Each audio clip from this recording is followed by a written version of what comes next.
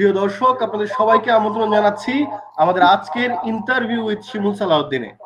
আজ আমাদের অতিথি, আজ জন্মদিন এরকম একজন লেখক এবং কবি এবং কথাসাহিত্যিক, আমাদের খুবই প্রিয় মানুষ মাসরুর ভাইয়ের, মাসরুর আরিফিন আজ আমাদের অতিথি। মাসরুর ভাই কেমন আছেন? কেমন কাটলো জন্মদিন? ভালো কাটলো। শিমুল, বোধহয় একো হচ্ছে নাকি আমি জানি না। আমি যখন আপনি কথা বলছেন একো শুনলাম, তো না, না এখন আর হচ্ছে না। হচ্ছে না। আচ্ছা, না, জন্মদিন ভালোই গেছে। মাত্র সিলেট থেকে ফিরলাম, 15 মিনিট হবে। সো লম্বা জার্নি করে এসেছি, 5 ঘন্টা রাস্তায় ছিলাম। তো আপনি নিশ্চয়ই ক্লান্ত একটু। মাসুদ হ্যাঁ, ভাই, আমরা ক্লান্ত বটে, কারণ কালকে সারা রাতও ঘুমায়নি। আমার ফেসবুক পোস্টে তো দেখছেন না যে হ্যাঁ বন্ধুদের সঙ্গে ছিলাম, রাতে অনেক রাত পর্যন্ত জেগেছিলাম, অনেক রাত। তো ঘুমটুম আর কিছু হয়নি, সকাল থেকেই আবার তারপর তো জার্নি শুরু করলাম। আছি ভালো, এই আর কি। That's great. মাসুর ভাই, প্রথম হ্যাঁ, হ্যাঁ। প্রশ্ন আপনার কাছে, আপনি যে মাসুর আরিফিন, যে ঠান্ডা মাথার সফল একজন মানুষ, যে নিজের সারাদিনের সময়কে দারুণভাবে কম্পার্টমেন্টালাইজ করতে পারে, এই বুনিয়াদটা তৈরি হলো কবে? সেটা কি আপনার শৈশবে? কেমন ছিল আপনার শৈশব?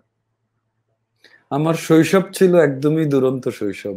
একদমই, আমাদের সময় তো বাংলাদেশটা অন্যরকম। আমার জন্য 1969, বড় হওয়াটা তো 70-এর দশকে। এই সময় ছিল একটা খুবই দরিদ্র বাংলাদেশ। আমাদের এরকম পিৎজার দোকানও ছিল না, এরকম বার্গারের দোকানও ছিল না। সো দোকানে আপনার কাচের বয়ামের মধ্যে মোয়া বিক্রি হতো, মুরালি বিক্রি হতো। তো এরকম এক শৈশব বরিশালে। আমার শৈশব বরিশাল ভাটিখানাতে, চারপাশে এগুলোকে এখন গ্রামই বলা যায়, গ্রামেই শৈশব। এই শৈশবের মধ্যেই আবার আপনার আমি একদমই উচ্ছৃঙ্খল হয়ে যাচ্ছিলাম। আমি একদমই সারাক্ষণই, আমার বাবা মা আমাকে কোনো মতেই ভদ্র সমাজে মিশতে দিতে পারতেন না। মানে মিশতাম না, আমি বস্তির ছেলেদের সাথেই মিশতাম, তাদের সঙ্গেই থাকতাম, তাদের সঙ্গেই সারাদিন কাটতো। তারপরে শৈশবেই আমি এত বেশি ওইসব দিকে চলে যেতে থাকি, পড়াশোনার মান পড়ে যেতে থাকে। বাসায় প্রচুর পড়াশোনার পরিবেশ ছিল, কিন্তু আমি ওগুলোর মধ্যে ছিলাম, বাট আমি খুব দুরন্ত বেশি ছিলাম। এবং আমি খুব বেশি চাইতাম মিশতে, ধরেন একেবারেই যাদের সাথে আমরা কেউ মিশি না, যেটা আমি বললাম, যে আমার এক গাদা ফ্রেন্ড ছিল যারা সব বস্তিতে থাকতো, তাদের সঙ্গে সারাদিন কাটাতাম। তো আমাকে নিয়ে বাবা মা খুব চিন্তিত হয়ে পড়ে যে এই ছেলেকে নিয়ে কি হবে। তখন রেজাল্ট ভালো ছিল, বরিশাল জিলা স্কুলে পড়তাম। তারপরে তারা চিন্তা করে আমাকে ক্যাডেট কলেজে এন্ট্রান্স এক্সাম দেওয়া হয়। আমি ওইখানে আবার ভুল করে ফেললাম। আমার এই ইন্টারভিউতে, আপনার ভাইভাতে, রিটেনে না, রিটেনে টেকার পরে ভাইভা, আমাকে বলা হলো বাংলাদেশের জাতীয় ফল কি। আমি বললাম আম। তো আমাকে একজন বোধহয় লেফটেন্যান্ট কর্নেল বা কর্নেল ছিলেন, উনি ইন্টারভিউ নিচ্ছিলেন ইন্টার ক্যাডেট কলেজ, আপনার ওই যে অ্যাডমিশন 1982 সালে। আমি আবার বললাম যে আম। বলে যে না, তুমি কিন্তু উত্তরটা ভুল দিচ্ছ, আমাদের জাতীয় ফল কিন্তু আম না। তখন উত্তর দিয়েছিলাম, যদি অন্য যে কোনো ফলই আপনি বলেন, আমার কাছে যেহেতু আম ভালো লাগে, আমার কাছে আমই জাতীয় ফল। আমার পার্সোনাল ধারণা যে আমার না, এই জন্যই বোধহয় তারা নেয়। আমি এইরকম ধরনের ছিলাম। আমি চাচ্ছি আমি না ক্যাডেট কলেজে আমি টিকি, কারণ আমি ওই বন্ধুদের সাথে মেশামেশিটা বন্ধ হয়ে যাবে। আমানতগঞ্জের বিস্তৃত মাঠে দৌড়ে বেড়াতাম, বিল ছিল, বিলের মধ্যে বেলে মাছ ধরতাম, বেলে মাছ ধরে নিয়ে এসে মায়ের কাছে দিতাম, অ্যাজ আমি কোনো পুরস্কার পাবো, আর আমাকে কঞ্চি দিয়ে মারা হতো। হ্যাঁ, কারণ আমি এগুলি কি করছি, আমি কোন দিকে যাচ্ছি। হ্যাঁ, সো মানে আপনি আমার যে বিলের একেবারে মধ্যে মাছ ধরতেন মাসুর ভাই, আপনি যে বিলের মধ্যে মাছ, সেটা কি এই হাতায় মাছ ধরতেন? আমরা যেটা হাতায় মাছ ধরা বলি, আমরা হাতায় হাতায় মাছ ধরতাম। আমার একটা কবিতায় ওই দৃশ্য আছে। আমার ঠিক ওই যে আমানতগঞ্জের বীর আলতুসারে আছে যে একটা হিল হিলে সাপ আসে, এখনো মনে হয় যেটা একদম স্পষ্ট একটা সাপ আসছে। এখন 1975 সালে, আমার বয়স তখন 6 বছর, বঙ্গবন্ধুর মৃত্যুর দিনের কথা মনে আছে। তখন বরিশালে কাউনিয়া নামের একটা জায়গাতে থাকি, ছোট একটা টিনের বাড়ি ছিল আমাদের, ওইখানে আমরা থাকতাম। সামনে চারপাশে রাত্রেবেলা সব ভূত প্রেতের অন্ধকার জঙ্গল, এরকম ছিল তখনকার বরিশাল। সো ওই মধ্যেই মানুষ। তারপরে ক্যাডেট কলেজে চলে গেলাম। ক্যাডেট কলেজে চলে গিয়ে তারপরে আস্তে আস্তে সেন্সে ফিরলাম যে আসলে মানে আমি মাসুর ভাই, বরিশাল ক্যাডেট কলেজ, মানে ক্যাডেট কলেজে আপনি পড়তে গিয়েছিলেন কি বাবা মার ইচ্ছায়, না আপনার নিজের কোনো ইচ্ছা বাবা জায়গা মার ছিল? ইচ্ছা, বাবা মার ইচ্ছা। আমাকে তারা চেষ্টা করছিলেন, চিন্তা করছিলেন যে আমাকে নিয়ে কি করবেন, কারণ আমি তো কোনো কথা শুনছি না, এবং দিন দিন আমি ওই তথাকথিত খারাপ মানুষদের সাথে মিশছি। আমার এই ফুল গ্রুপটা আলতুসারে আছে, যেখানে আমরা ধানসিঁড়ি নদী একদম। দেখতে যাচ্ছি। একদম। হ্যাঁ, ধানসিঁড়ি নদী দেখার ওই গ্রুপটা, ওই নামটাম সহই আছে, বন্ধুদের নামগুলো। সো ওখানে পড়াশোনা করা লোকজন খুব একটা যে বেশি ছিল তা না। আমরা ভাবছিলাম পড়াশোনার বিরোধী, আমাদেরকে নিয়ে সবসময় কমপ্লেন আসতো বাসায়। ক্যাডেট কলেজেও আমাকে নিয়ে অনেকবার কমপ্লেন এসছে। আমি ক্যাডেট কলেজ থেকে আউটও হয়ে গিয়েছিলাম, আবার কিভাবে করে ক্ষমা টমা পেয়ে ভিতরে ঢুকি, তারপরে ইন্টারমিডিয়েটে যশোর বোর্ডে স্ট্যান্ড করি, মাসুর ভাই, সেগুলো অন্য মাসুর ভাই, গল্প। হুম। আপনি যদি একটু এক্সকিউজ করেন, মানে কি হুম, হুম, অপরাধে হুম। আপনি ক্যাডেট কলেজ থেকে মানে আউট হয়েছিলেন সেটা কি আমরা জানতে পারবো?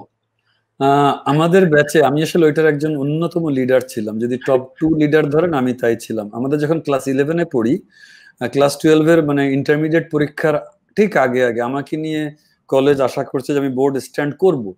এরকম এক সময় আমাদের অ্যাডজুটেন্ট ছিলেন একজন মেজর, উনার সাথে আমাদের বিদ্রোহ ঘটে যায় আমাদের ব্যাচের। ওই বিদ্রোহের মূল চালিকা শক্তি ছিলাম আমি এবং আমরা আর দুজন প্রবাবলি।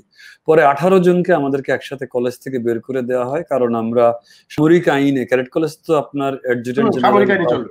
ক্যান্টনমেন্টের আওতায় চলে, তো আমাদের 18 জনের তদন্ত হয়, তদন্তে আমরা কলেজ থেকে বের হয়ে যেতে হয়। তারপরে বেসিক্যালি তখন হোসেন মোহাম্মদ এরশাদ সাহেবের সরকার, বরিশালে একজন ছিলেন নামকরা একজন জাতীয় পার্টির নেতা, রুহুল আমিন হাওলাদার।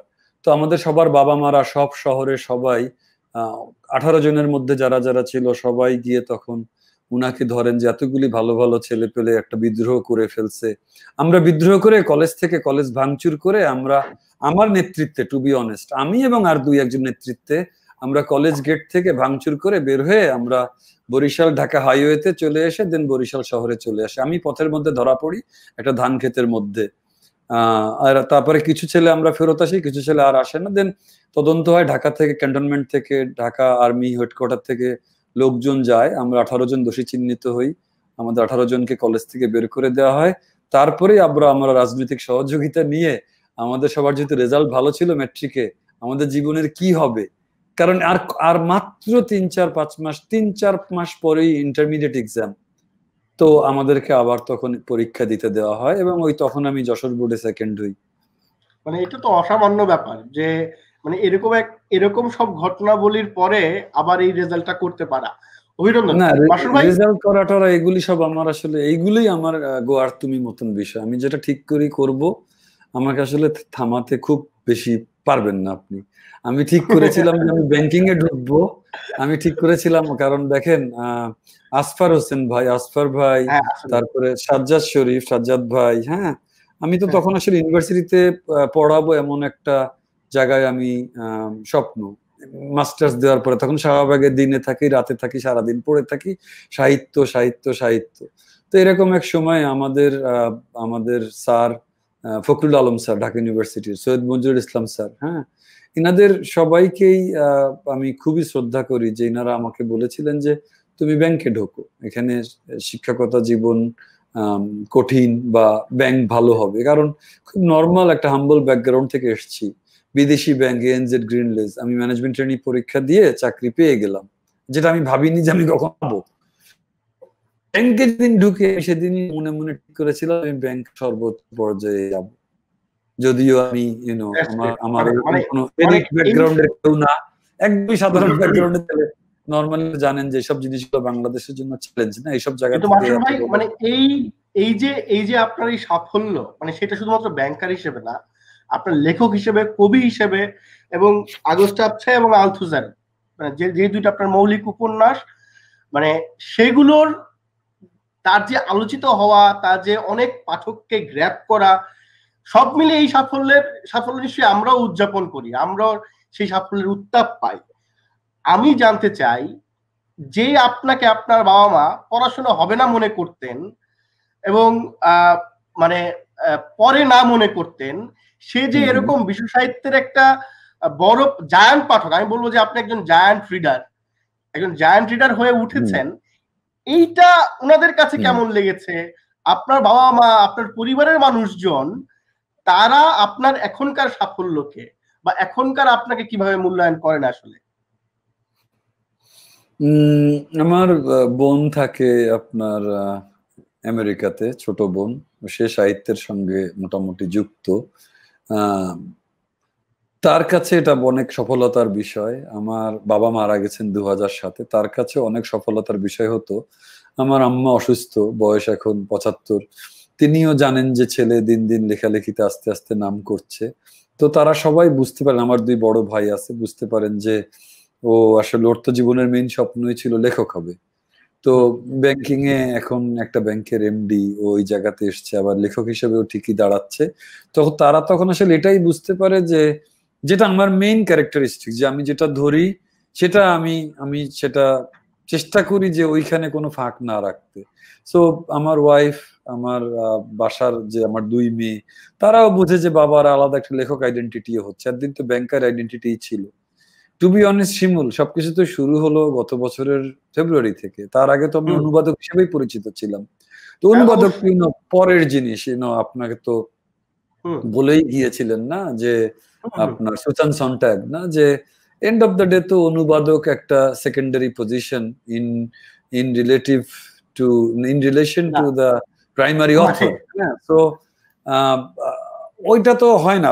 পাঠক তো ওভাবে অনুবাদে, আমার কাফকা গল্প সমগ্রের অনুবাদে পাঠক ছিল, ইলিয়াডেরও ছিল, বাট মৌলিক তো মৌলিকই। আর একটা কবিতার বই আমার আর ব্রাত্য রাইসের বেরোয়েছিল 2001-এ।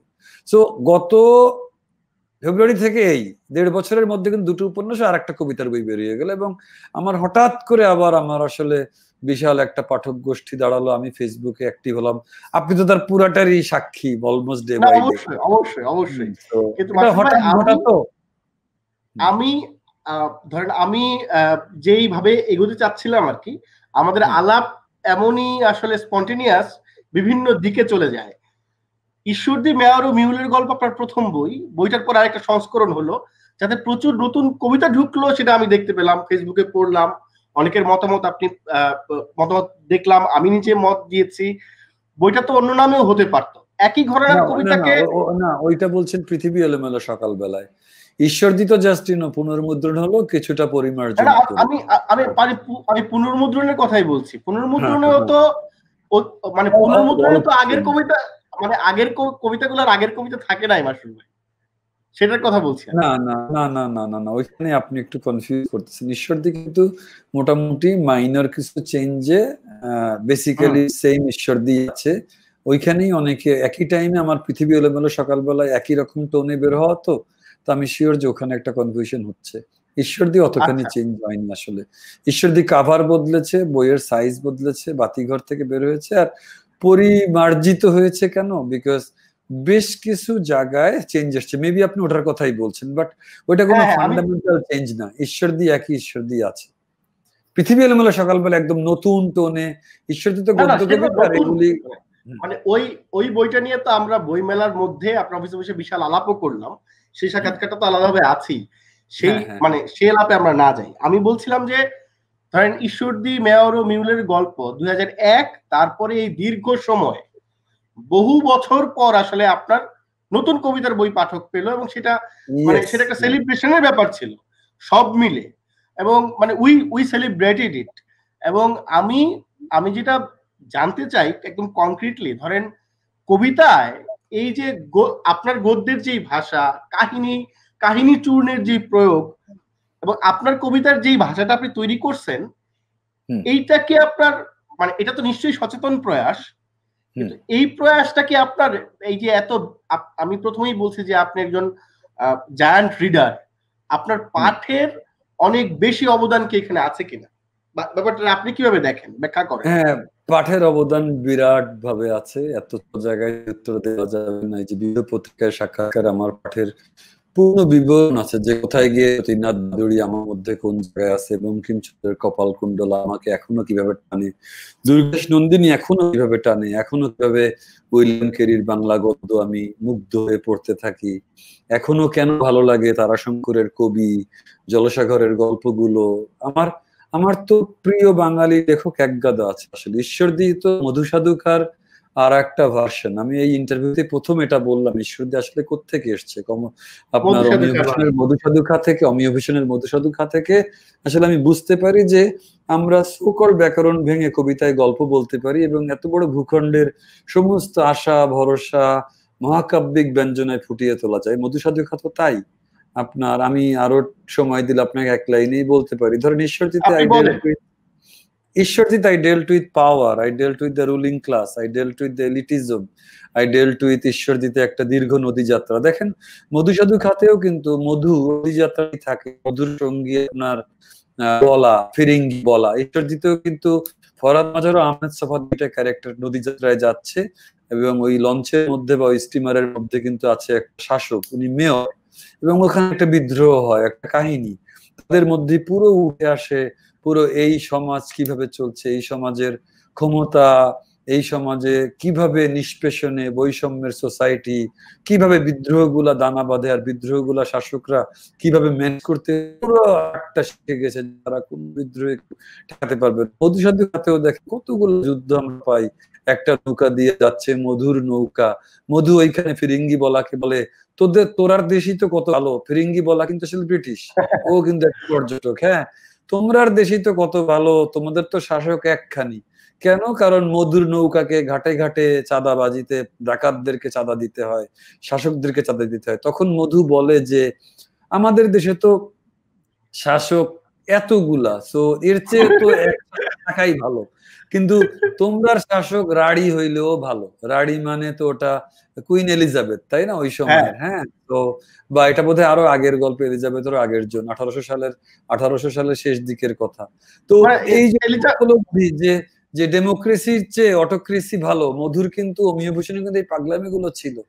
আমারও সব লেখায় কিন্তু একই ভয়াবহ এক নৈরাজ্য কোত্থেকে আমি নিয়ে আসি, এইটা মেবি আপনার এই ম্যাডনেস, মানে আই লাভ ইউর ম্যাডনেস, এবং এই যে মানে মনে হয় যে নিজের সমস্ত অস্তিত্ব দিয়ে যে চাওয়া এবং তাকে হলো ধরে আবার যাপন করা, তাকে আবার ঠিক লাইনে নিয়ে আসা, এগুলা বড় মানে এগুলা খুব কারিশমার ব্যাপার আর কি, ক্যারিশমেটিক মনে হয় আমার কাছে। আপনি ক্ষমতা সম্পর্কের ব্যাপারটা আগে নিয়ে আসছেন মাসুর ভাই, আমার একটা প্রশ্ন করা ছিল, সেই প্রশ্ন আমি আপনাকে করি। মানে যেহেতু আপনি ঈশ্বরদী মেয়র এবং মিউলের গল্পের মধ্যেও ক্ষমতার ব্যাপারটার কথাই বললেন, আপনার আগস্ট আবছায়া কিংবা আলথুজার উপন্যাসের মূল উপজীব্য বা কেন্দ্রীয় প্রবণতা যদি বলি, সেটাও ক্ষমতার সম্পর্ক, power structure and its coherence within it, ক্ষমতার ব্যবহার বা অপব্যবহার। এবং অন্যান্য লেখাতেও মানে আপনার কবিতায়ও এই ক্ষমতা বলয় বা এই ক্ষমতার মানে স্ট্রাকচারটাকে ব্যাখ্যা করার একটা প্রবণতা উপস্থিত। মূল উপজীব্য হিসাবে আপনার লেখালেখিতে এই যে পাওয়ার প্র্যাকটিস, পাওয়ার স্ট্রাকচার, এগুলো বারবার আসার কারণটা কি? মানে এইটাকেই কি আপনি মানে জগতের মৌল ব্যাপার বলে মনে করেন? আমি জগতের মৌল ব্যাপার মনে করি যেটা প্রচন্ড এলোমেলো একটা পৃথিবী, প্রচন্ড রকমের পৃথিবীর কোনো ভিত্তিমূলই নাই। ভিত্তিমূলটাতে খুবই আপনার জোসেফ কনরাড বলছেন যে আপনার এই পৃথিবীর ভিত্তি ঢেউয়ের মতন, সাগরের ঢেউয়ের মতন। কেন? কারণ এর কোনো কিছু, এর আদর্শ, এর আপনার আদর্শ, আমাদের আদর্শবাদ, আমাদের বিশ্বাসগুলো, আমাদের সবকিছু এত ভঙ্গুর। কারণ আপনার ঢেউ যেমন ভঙ্গুর, ভেঙে ভেঙে আসছে, এবং সবচেয়ে বড় কথা কি দেখেন, ঢেউয়ের তো ভিত্তি নেই, ঢেউটা তো তরল একটা জিনিস। পৃথিবীর মেইন একটা সমস্যা হচ্ছে পৃথিবীর কিন্তু ফাউন্ডেশনটা দুর্বল। ফাউন্ডেশনটা দুর্বল বলে এর এত অস্থিরতা, এবং এখানে এই পরিমাণ আপনার অসাম্য, এবং এই পরিমাণ নৈরাজ্য, এবং এই পরিমাণ দারিদ্র, এই পরিমাণ শোষণ, এবং এই পরিমাণ আপনার একটা মনে হয় যে আমাদের আদর্শবাদ, আমাদের বিশ্বাস একটা একো হচ্ছে। এটা কোনো সমস্যা নেই, আমার এখানে একটা ডিভাইস চালু হয়ে গিয়েছিল, আপনি বলেন। না, সো আমার কাছে মনে হয় যে ফান্ডামেন্টাল সমস্যা একটা, পৃথিবী অনেক আগাচ্ছে, কিন্তু পৃথিবী কি আসলে আগাচ্ছে কিনা, পৃথিবী কি তার 700 কোটি মানুষকে নিয়ে আগাচ্ছে কিনা, এবং এইখানে আপনার ইনইকুয়ালিটি একটা বড় জিনিস, আপনার পভার্টি এলিভিয়েশন একটা বড় জিনিস। বাট আমার কাছে তার চেয়ে বড় জিনিস মনে হয় যে যারা বড় বড় কথা বলে ক্ষমতায় আসে, মানুষই তাদেরকে ক্ষমতায় আনে। আমরা টিপিক্যাল ডেমোক্রেসিতে যেটা দেখি, এবং আমরা লিবারাল ডেমোক্রেসিতে যা যা বিশ্বাস করি, সেই সব জিনিসগুলো আসলে কত রকম ভাবে আমরা নিজেরাই ভেঙে চুরে আমাদের স্বার্থে ব্যবহার করতে থাকি। এবং আমাদের এরই মধ্যে আবার লেখালেখিতে দেখি লেখকরা মানবতার জয়গানের কথা বলে, এবং তখন আমার মনে হয় যে না, লেখকরাও তো একটা শিক্ষিত শ্রেণী, এবং আমরা তো একটা রিক্সাওয়ালার সাথে একটা ঠেলা গাড়িওয়ালার সাথে ইন্টারাক্ট করতে পারছি না। আমরা যাদের জন্য লিখছি তারা কিন্তু সবাই ওই ভালো থাকতে চাওয়া একটা শ্রেণী। তখনই কিন্তু লেখালেখিটার একটা ফাউন্ডেশনাল জায়গাতে একটা প্রবলেম চলে আসে, একটা ইথিক্যাল এক ধরনের চলে আসে, একটা ভণ্ডামি চলে আসে, যে থাকি ভালো, খাই ভালো, আবার লিখি মানবতার জয়গান করি। এবং সারা পৃথিবীতে লেফটিজমের উত্থানের পরে কিন্তু বিশ্ব সাহিত্যই দেখবেন জেনারেল বিশ্ব সাহিত্য শুভর পক্ষে দাঁড়াতে গিয়ে আসলে কার পক্ষে দাঁড়াইছে, কে কার শুভ চায়? সবাই তো সবাইকে মেরে কেটে খেয়ে পৃথিবীটা একটা চরম নৈরাজ্যের জায়গায়। পৃথিবীতে আপনার গোলাপ সুন্দরীর মতন কলকুমার এমন সুন্দর গোলাপ এখানে ফোটে, আবার ওই পৃথিবীতে দেখেন গোলাপ সুন্দরীর একটা দৃশ্যে কিভাবে একটা আপনার ওই যে কি বলে বিলাসের কাছে যখন আপনার আসে, গ্রামের পাশের দরিদ্র মানুষজন আসে যে আমাদের একটা শ্মশানে একটা চিতা পোড়াবেন, আপনি তো ব্রাহ্মণ, তখন কিন্তু পৃথিবীটা মনে হয় যে বিলাস টিভিতে আক্রান্ত একটা মানুষ, সে গোলাপ সুন্দরী ওই মহিলার প্রেমে পড়ে গেছে, হ্যাঁ, কমল কুমারের উপন্যাসে। ওদিকে ওই বিলাস, সে নিজের মৃত্যু সম্বন্ধে সচেতন, আবার পাশের দরিদ্ররা আসছে, মেয়েটার নামটা আমার এখন মনে নাই, ওইখানে গিয়ে বিলাস বুঝতে পারে সে নিজেও কিছুদিনের মধ্যে মারা যাবে। পুরো পৃথিবীর উপর আবার যেহেতু একটা মৃত্যু দাঁড়ানো আছে, আমার কাছে মনে হয় যে জীবনের না নেই মানে মিনিং। মিনিং বলতে আসলে কি, সিম্পলি অর্থে বোঝায় যে জীবনের তাৎপর্য আমরা খুঁজে পাচ্ছি না। তাৎপর্য নেই মানেটা কি? মানে হচ্ছে জীবনের লক্ষ্য নেই, জীবনের সারবত্তা নেই, জীবনের উদ্দেশ্য, কাজ, মূল্য, কোয়ালিটি, এসব কোনো অভিমুখ বোধহয় নাই। কোনো একটা দিকে যাওয়ার যে তীর চিহ্ন সেটা বোধহয় জীবনের মিসিং। এখন মানুষজন আমরা যে বলি যে মিনিংলেস জীবন, কারণ আমরা উদ্দেশ্য পাই না, কারণ উদ্দেশ্যগুলা দেখা যায় যে অল কন্ট্রোলড বাই বিভিন্ন মিডিয়া, বিভিন্ন স্টেটের বিভিন্ন কারুকার্যময় জিনিস। আপনার আমার কথা হয়তো বা কেউ রেকর্ড করছে, আমাদেরকে ধমক দেওয়ার জন্য রাষ্ট্রযন্ত্রের অনেকগুলো অস্ত্রপাতি আছে, অনেকগুলি বাহন আছে। এবং আমিও যে ভালো হয়ে ভালো সেজে কিছু একটা বলবো, আমার মেইন প্রশ্ন আসে যে বাঁচবো কি জন্য, বাঁচছি কি জন্য? সো পৃথিবীতে ওভারঅল আপনার পুরো জিনিসগুলোই না একটা শূন্যের মতন লাগে, একটা ফক্কার মতন লাগে আমার কাছে। এবং আমাদের এই মানবতাবাদী সাহিত্যের বিষয়টাও আমি আমি আমি একসময় কিন্তু ইউনাইটেড কমিউনিস্ট লীগ করতাম, ছাত্রমৈত্রীতে বরিশালে মোটামুটি নেতৃস্থানীয় মানুষ ছিলাম। সো প্রচুর বামপন্থা লিটারেচার, বামপন্থার পড়াশোনাও হয়েছে, বাট আমরা তো দেখলাম যে ওইসব আইডিয়ালিজম আসলে মানুষের স্বাধীনতাকে হুমকির মুখে ফেলে দেয়। আমার কাছে মেইন কথা, আমি সাহিত্যের মধ্যে চাই মানুষের স্বাধীনতার কথা বলতে। এই স্বাধীনতাটা আসলেই আসতে হবে আন্তন চেখভের ভাষায় বললে মিথ্যা থেকে স্বাধীনতা এবং ভণ্ডামি থেকে স্বাধীনতা।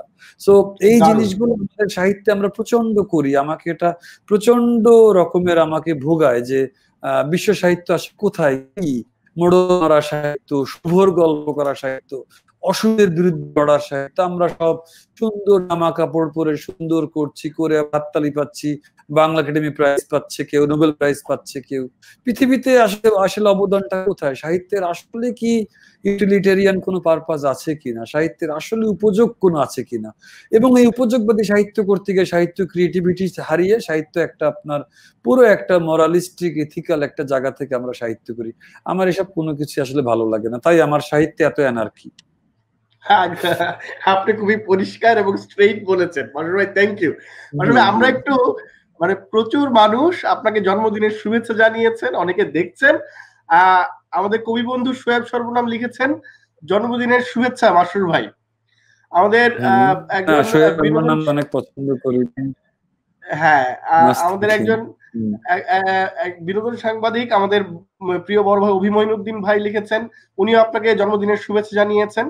এবং উনি সিলেট ক্যাডেট কলেজ থেকে, এবং উনি আপনার কথার সাথে নিজের কিছু মিল পেয়েছেন, উনি ধন্যবাদও জানিয়েছেন। পরিচালক অমিতাভ রেজা চৌধুরী, তিনি শুভ জন্মদিন ভালোবাসা জানিয়েছেন আপনাকে। আমাদের একজন প্রিয় আলোকচিত্রী টুটুল নেসার, তিনি আপনাকে জন্মদিনের শুভেচ্ছা জানিয়েছেন। আমাদের একজন দর্শক, আমাদের বন্ধু আকলিমা লিমা আপনাকে বলেছেন শুভ জন্মদিন। পাপড়ি আপা, আমাদের কথা সাহিত্যিক পাপড়ি আপা আপনাকে জন্মদিনের শুভেচ্ছা জানিয়েছেন এবং তিনি একটি প্রশ্ন ছুড়ে দিয়েছেন আপনাকে, একই বইয়ের উৎসর্গ বদলে দিলেন কেন? এটা নিয়ে অনেক তর্ক হয়েছে পাপড়ি আপা। আপনি কি মাসরুর ভাইয়ের মানে মনে হচ্ছে উনি আপনার মুখ থেকে শুনতে চান? মাসরুর ভাই, আপনি এই প্রসঙ্গে কিছু বলবেন? হ্যাঁ, আসলে একই বইয়ের উৎসর্গ কিন্তু বিভিন্ন যদি পরিমার্জিত পরিবর্ধিত সংস্করণ হয়, বাইরের দুনিয়াতে কিন্তু এই প্রবণতা আছে যে একই বইয়ের উৎসর্গ বদলে যায়। ঈশ্বরদী মেয়র মিউলের গল্প প্রথমটা উৎসর্গ ছিল আপনার আহমেদ সফা, এবং ঈশ্বরদী মেয়র মিউলের গল্পের দুই নায়ক ফরাদ মজারকে। ওনাদের সাথে শাহবাগ জীবন অনেক মিশতাম, ওনাদের রাজনৈতিক আদর্শে অনেক অনুপ্রাণিত ছিলাম। তারপরে যখন এতদিন পরে ওই একই বই 19 বছর পরে যখন পরিমার্জিত পরিবর্ধিত করি, তখন এটা উৎসর্গ করি আমার বন্ধু কবি মাহবুব আজিজকে। তো এটা একদমই আমার বই, নতুন মোড়কে নতুন মলাটে, বাট ওনাদের প্রতি যে প্রথমটা উৎসর্গ করা ছিল ওটাকে ওই পাতাতেই লেখা আছে। এটা একটা বাংলাদেশে বোধহয় হয়নি, ইন্টারন্যাশনাল ফরম্যাটে একই জিনিস সেজন পের্সে আছে, ইন্টারন্যাশনাল ফরম্যাটে এই সেম একদম এক্সাক্ট সেম জিনিস। জি, থ্যাংক ইউ মাসুদ ভাই। আমার ধারণা পাপড়িয়াপা উত্তরটা পেয়ে গেছেন। পাপড়িয়াপাকে অনেক ধন্যবাদ, আমাদের এই আয়োজন তিনি দেখছেন এবং আপনাকে জন্মদিনের শুভেচ্ছা জানিয়েছেন। আমাদের একজন গুরুত্বপূর্ণ সাংবাদিক বলবো আমি, প্রিয় বড় ভাই সাহিত্যিক কাজল রশিদ শাহিন ভাই লিখেছেন, জয় হোক মাসুদ ভাইয়ের গোয়ার তুমির। এখন কোন গোয়ার তুমি নিয়ে আছেন, আগামীর গোয়ার তুমি কি? এই প্রশ্ন জারি রাখলাম উপস্থাপকের মাধ্যমে মাসুদ ভাইয়ের কাছে। শুভ জন্মদিন মাসুদ ভাই। থ্যাংক ইউ শিমুল। এখন গোয়ার তুমি কি উত্তর দিতে হবে? না না, আপনি চাইলে দিতে পারেন, এটা কাজল রশিদ শাহিন ভাইয়ের প্রশ্ন। ও আচ্ছা আচ্ছা আচ্ছা, হ্যাঁ না কাজল ভাইয়ের কাছে বলি যে এখন হলো তৃতীয় উপন্যাসটা নিয়ে আমি খুব ব্যস্ত। আমি ফেব্রুয়ারি বইমেলাটা ধরতে চাচ্ছি, বাট মনে হয় পারবো কিনা জানি না, কারণ শিমুল জানেন যে করোনার মধ্যে আমার প্রায় 1.5-2 মাস চলে গেল। সো এখন আবার একটা 53,000 শব্দের ইন্টারভিউ শেষ করলাম নিজেকে পুরো উজাড় করে দিয়ে। সো ওইটারও আবার ফাইনাল প্রুফ দেখতে হবে। ইক্তিজা হাসান আমাকে ট্রান্সক্রাইব করে দিচ্ছেন, এখনো তাকাতেও পারেন ওটার দিকে, তো ওটাও একটা বই বের হবে। সো বর্তমানে আসলে থার্ড উপন্যাসটাই আমার মেইন কথা, ওইটা নিয়েই আমার আসলে এটা গোয়ার তুমি যে আমাকে এবছরের মধ্যে শেষ করতে হবে, বাট তাড়াহুড়া করে আবার করতে গেলে না মান পড়ে যেতে পারে। সো ওটা তো অনেকখানি 33,000 শব্দ প্রথম আলোতে জমা দেওয়া ছিল, বাট ঈদ সংখ্যা তো এবছর বের হলো না করোনার কারণে। সো ওইটার উপরে বিল্ড করে পুরো কাহিনী তো আমি যেভাবে লিখি আগে থেকে, আসলে আমার কাছে ড্রাফটেড ভার্সনে তো প্রায় 18-19 পাতায় না পুরো উপন্যাসটা স্ট্রাকচার করাই আছে। তো আমাকে এখন বাকিটা লিখতে হবে, টোটাল 1 লক্ষ বা 1,10,000 শব্দ হবে। আমি এখন মাত্র 70,000 শব্দে আছে, এখনো 30,000 শব্দ লেখা বাকি। ওদিকে হাজার কাজ বেড়ে যাচ্ছে, ওদিকে আপনার ব্যাংকিং এর অবস্থাও ততই বছর। সো এখনকার গোয়ার তুমি এটা শেষ করা এবং ইন্টারভিউর বইটা শেষ করা, এবং এই বইমেলা থেকে এই পর্যন্ত নতুন কবিতা যেগুলো বেরোলো এইগুলোকে আবার রেডি করা। এবং গত বছর কিন্তু সেজন পের্সের আনাবাসটাকে বের করতে পারিনি, 3টা বই বেরিয়েছে গত বছর, আনাবাসটা কিন্তু বের হয়নি। হ্যাঁ, সো আনাবাসটাকেও বের করা। আমি এই বই মেলাতে এই ফেব্রুয়ারিতে কিন্তু আলতুসার বেরোলো, সকালবেলায় বেরোলো, আর ঈশ্বরদীর পরিবর্তিত সংস্করণ বেরোলো, আনাবাসটা হয়নি, এটাও বের করে এই কাজ সব শেষ করাটাই এই মুহূর্তের গোয়ার তুমি। একগাদা গল্প লিখছি, ছোট গল্প লিখছি একগাদা। সো এগুলো কি সুখবর, কি সুখবর। থ্যাংক ইউ মাসুর ভাই। আমি নিশ্চিত যে আমাদের কাজল রশিদ শাহিন উত্তরটা পেয়ে গেছেন। আমরা অনেক মন্তব্য, আসলে অনেকে জন্মদিনের শুভেচ্ছা জানিয়েছেন। এই প্রশ্নগুলোতে শেষে সময় পেলে আবার আমরা যাবো এই প্রসঙ্গে। মাসুর ভাই, আমরা আমাদের কংক্রিট আলাপে একটু থাকি। আমার একটা প্রশ্ন ছিল আপনার কাছে, আলথুসার এবং পৃথিবী এলোমেলো সকালবেলায় দুইটা আলাদা ক্যাটাগরির গ্রন্থ, একটা উপন্যাস, একটা কবিতার বই। দুইটা বই আমার মনে হয়েছে, এটা একদমই আমার অবজারভেশন, দুই রকম ভাবে আসলে পরিবেশবাদকে ডিল করেছে। দুইটা আলাদা ক্যাটাগরির বইয়ে ধরেন একই রকম বিষয় কিভাবে প্রাধান্য দিলেন আপনি? মানে এটা কি কাছাকাছি সময় রচিত বলে, নাকি প্রকৃতি পরিবেশ নিয়েই আপনার আলাদা চিন্তার জায়গা আছে? না, প্রকৃতি পরিবেশ নিয়ে আছে বলে আপনাদের কাছে আসলে ওটা অনেকের কাছে মনে হচ্ছে, কারণ আমার অধিকাংশ কবিতাতেই দেখবেন বিভিন্ন গাছের নাম, বিভিন্ন রকমের আপনার বৃক্ষ, বিভিন্ন রকমের আপনার পাখির নাম, যেগুলো আমার পার্সোনাল নেশার বিষয়। সো প্রকৃতি প্রেম আমার মধ্যে হয় কি, বরিশালে যেভাবে বড় হয়েছে যে সবুজের মধ্যে, ওটা তো মিস করি। দেন ওই শৈশবেই আমাকে আমার হাউস মানে বাসার যিনি গৃহশিক্ষক ছিলেন, উনি আমাকে ওই বাচ্চা বয়সে নিয়ে যান সাগরদাড়ি তালা থানায়, কপোতাক্ষ নদের পাড়ে। মাইকেল মধুসূদন তখন থেকে মাথায় ঢুকে যায়। তারপরে আপনার ওই সময়ই আপনার আবার যেটা হয় যে আমি চাখারে বেড়াতে যাই, আমাদের যিনি আরবি পড়াতেন 3 ভাইকে তার হুজুরের বাসায়, বেত ফলে ভরা চাখার, সেটা বাংলার, সেই চাখারে যাই। সো প্রকৃতির, তারপরে প্রকৃতি চলে আসে আমার মধ্যে বেসিক্যালি বিভূতিভূষণ ভালোবাসা থেকে, বিভূতিভূষণ থেকে আসে। পরে প্রকৃতি বড়ভাবে আসে আপনার, প্রকৃতি নিয়ে প্রচুর কাজ অমিয় ভূষণে আছে। আমি জানি না পড়েছেন কিনা, দুর্দান্ত প্রকৃতি বিবরণ আছে। ইভেন কমল কুমারের আপনার যদি আপনি সুহাসিনীর পমেটো পড়েন, ওখানেও কিন্তু প্রকৃতি বর্ণনা আছে উপন্যাসে। মোটামুটি 1/3টা শেষ হলে হঠাৎ 2টা 2.5টা পাতা দুর্দান্ত। সো এর মধ্যেই আর বাইরের প্রকৃতি বর্ণনায় মাস্টারদের হাতেও যায়। ইভান তুর্গেনেভ বিশাল ভাবে প্রকৃতি বর্ণনাতে ওস্তাদ মানুষ একদম। হ্যাঁ, সো প্রকৃতি বর্ণনা আমাকে খুব টানে, এবং এই পৃথিবীতে এই গাছপালা নীরব মুখ, তারা কথা বলতে পারে না, তারা আমাদের চারপাশে আছে, তারা এই পৃথিবীর নৈরাজ্য, এই পৃথিবীর অন্যায় অবিচার সবই দেখছে, তাদেরকেও কেটে ফেলা হচ্ছে। আলথুসারাতে এই একটা জিনিস এসছে, ওইটা ধরেই জীবনানন্দ দাশের ধানসিঁড়ি নদী নেই, সো আলথুসারের রাষ্ট্রযন্ত্র কিভাবে ধানসিঁড়ি নদীকে শেষ করছে, এভাবে একটা উপন্যাসের আপনি থিম দাঁড়া করাতে পারেন। এবং আমার অসংখ্য কবিতা, you are right in saying, যে একই জিনিস আছে, যে কিভাবে আপনার আমাদের এই গাছপালা পাখি এগুলি সব নিঃশেষ হয়ে যাচ্ছে, আকাশের তারাগুলো আর দেখা যাচ্ছে না, বরিশালে যে তারাগুলো ক্যাডেট কলেজের ছাদে দাঁড়িয়ে আমরা দেখতে পেতাম। সো একটা মিল আছে আমার মধ্যে। কি হয়, এত বেশি লেখায় ভায়োলেন্স আছে, আমার যদি এই ভায়োলেন্সটাকে একটু ব্যালেন্স না করি না, আমি একেবারে একটা ভায়োলেন্ট থ্রিলার রাইটারের মতন হয়ে যাব, যেটা আমি কখনো চাই না, এবং আমার আইডিয়াও সেটা না। সো প্রকৃতি ওইখানে চলে আসে একটা সার্টেন অভিমুখ দিতে, সার্টেন একটা কোয়ালিটি, সার্টেন একটা মূল্য দিতে। আদারওয়াইজ আমার সব বয়ান কিন্তু মৃত্যু পথযাত্রী ম্যাকবেথের বয়ান। সো আমি না ওইরকম একটা বয়ান চাই না যে পৃথিবীর কোনো অর্থ নাই। হ্যাঁ, আমি এমন বয়ানও চাই না। কি ভয়ানক স্বীকারোক্তি করলেন এটা, যে ম্যাকবেথের সেই বয়ান।